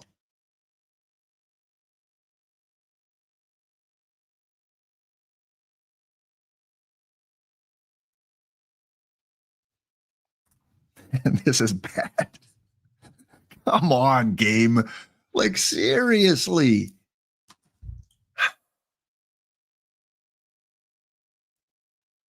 That's 3 as an awful. If you're keeping track at home, that is 3 launch day perfects.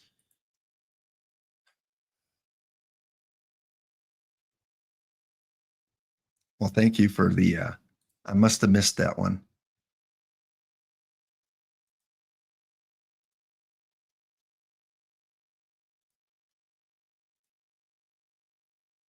And number 32, Pedro, still waiting.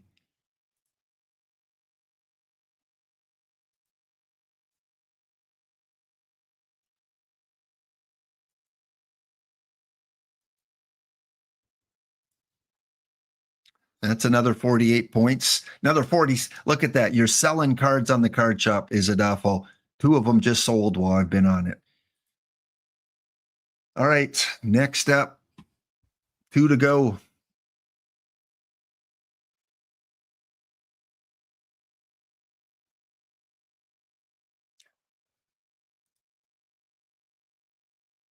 All this, I should get an extra perfect somewhere in there.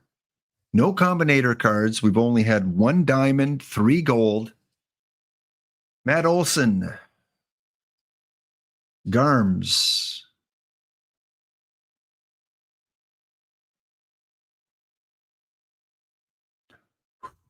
Breathe. Just flip it.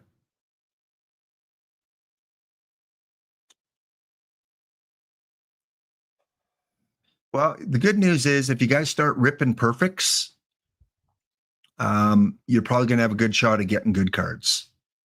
32,287. You would think, Flying, you would think that would be the case, but no. They just keep on coming. I haven't got any duplicates of them, though. They've been 11 different players.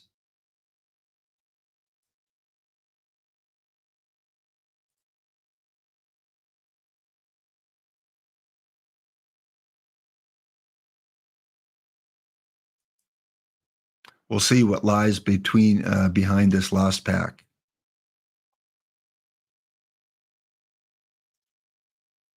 Double perfect, double perfect, double perfect. No. All right, the tiebreaker is a 58 iron.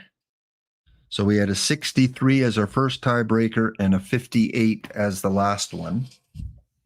No combis, right? We did not get any combis.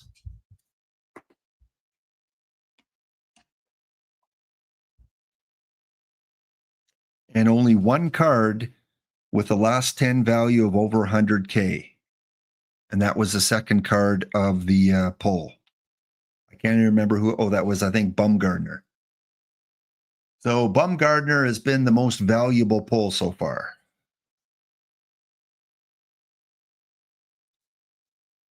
Well, I think we're getting a lot of people eliminated. The fact I didn't get 103 or 104 is pretty sad. All right, let's finish it off. Behind the last pack is, you know why it's not working, because I'm not putting my sound effects on. There we go.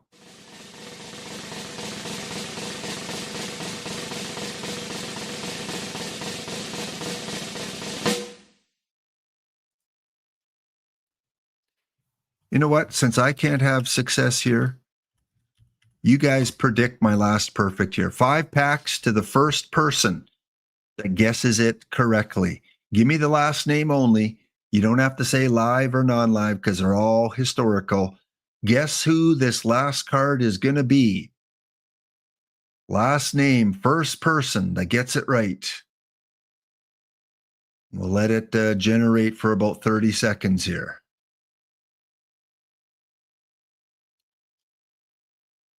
Good news is I have like 700 more packs that I can still get perfects in some other time. But today, no, unless it's Pedro or Ricky, those are the only two that can make it a successful poll. Other than that, maybe Judge Otani, I could still smile. Maybe a Pudge. Okay, all the guesses are in.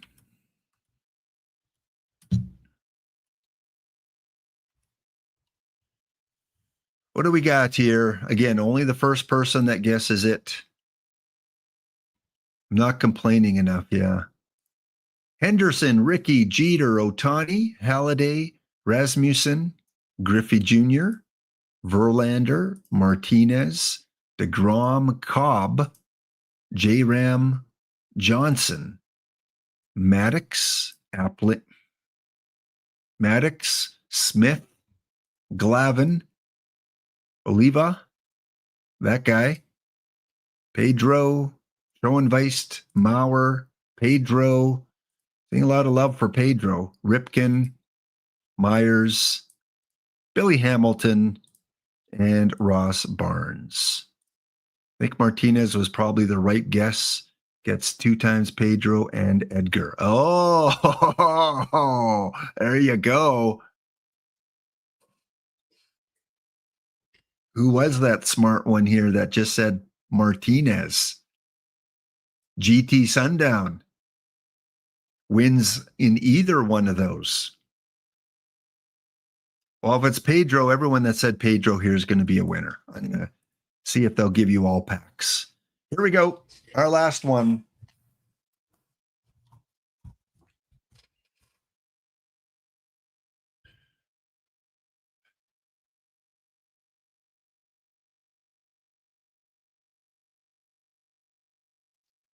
Well, congratulations, Missions. We've got some more cards here. 28,536. That sucked. That really sucked. That extremely sucked. Now, this one doesn't count for any contest. We do have a winner. Someone called Maddox. Yeah, that was, let me go and find it. I remember seeing that. Brydev, throw down your perfect team username in chat there, and we'll get 5 packs to you. Congratulations. Mr. Negative, yeah, exactly. Well, I am buying one more. This does not count for the contest. The contest is over. We'll find our winner out. Do I want rainbow? No, let's go all out. One more perfect one. I can't end on 100 Greg Maddux. Here we go. We do get a gold. Again, this does not count for the regular contest. Dustin Pedroia. And we have a card which we don't usually see on the left-hand side. Oh, Ricky. Oh, Ricky. Oh, Ricky. Oh, Ricky. I'm not looking. I'm not looking. I'm just kind of looking at chat. If chat is scrolling by pretty quick, it means it's someone good. I don't see chat moving at all. Oh, no. Oh, it's A-dubs, isn't it? Oh, I don't want to look. Oh, I can't look.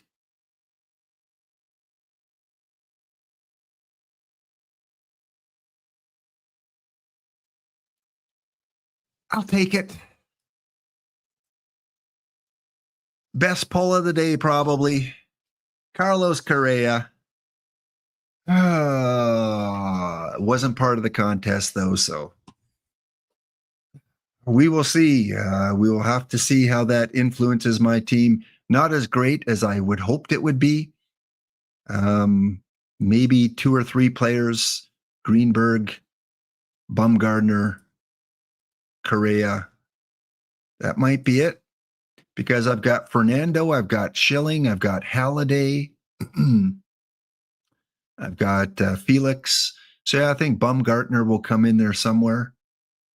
And then hitter-wise, I got a few players, but yeah, I could probably squeeze a few of them in there. Got the new Edgar in diamond or in gold. He's doing pretty well both years.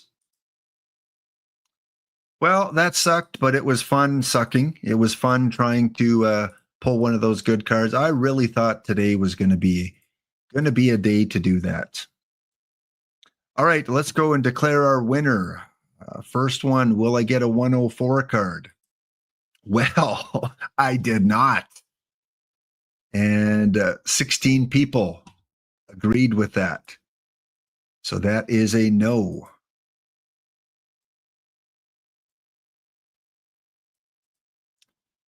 Question number 2, will I get a 103 card? I did not. No. Next up. How many diamond cards will be in these packs? I pulled 1. My very first pack was a diamond card. And that's what the majority of you thought as well.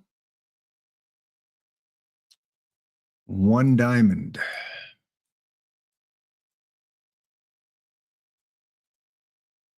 We're down to 2. The Rio Tedio from the great state of Louisiana. And I'm betting on the East or West Coast. Sharks boy. Probably a surfer. Last 2 remaining. Question number 4. Will I get a combinator? I did not. What did they guess? Both guessed no. Both still alive.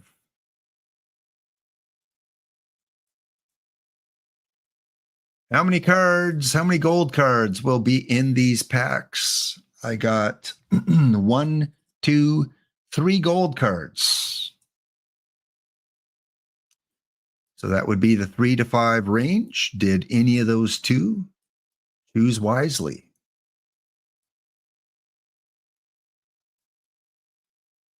We had a 0. We had a 3 to 5, which is the correct answer. We did not need to go to question number 6. So congratulations go out to Sharks Boy. There you go, Sharks Boy. There is your OOTP username. You're a pack-only team.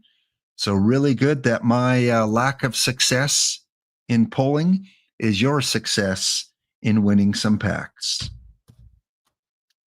So 15 packs will be sent to you, 5 packs to Bry Dav. Where is Brydav's username here? I know he's got a few different teams. Brydav, where are you?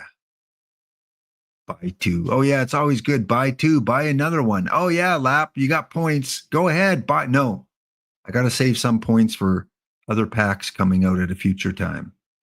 Brydav, where's your username here? Brydav00. There we go.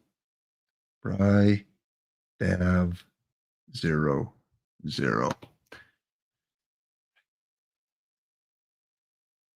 And so tempting to get a couple more. So tempting.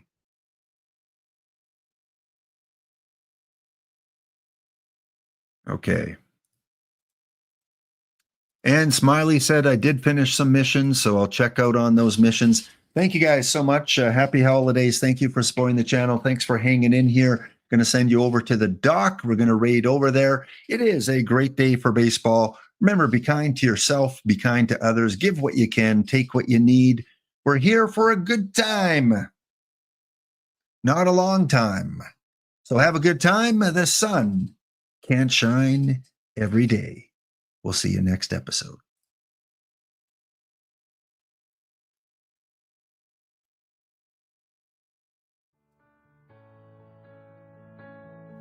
A very good friend of mine told me something the other day. I'll be staying on for the after party to whine, complain, rant, and throw things at my monitor after the raid. Have a wonderful day. Not a long time. So have a good time. The sun can't shine every day. And the sun is shining in this rainy city. And the sun is shining. Oh, well, isn't it a pity? And every year has its share of tears, but every now and then it's gotta rain. We're here for a good time, not a long time. So have a good time. The sun can't shine every day.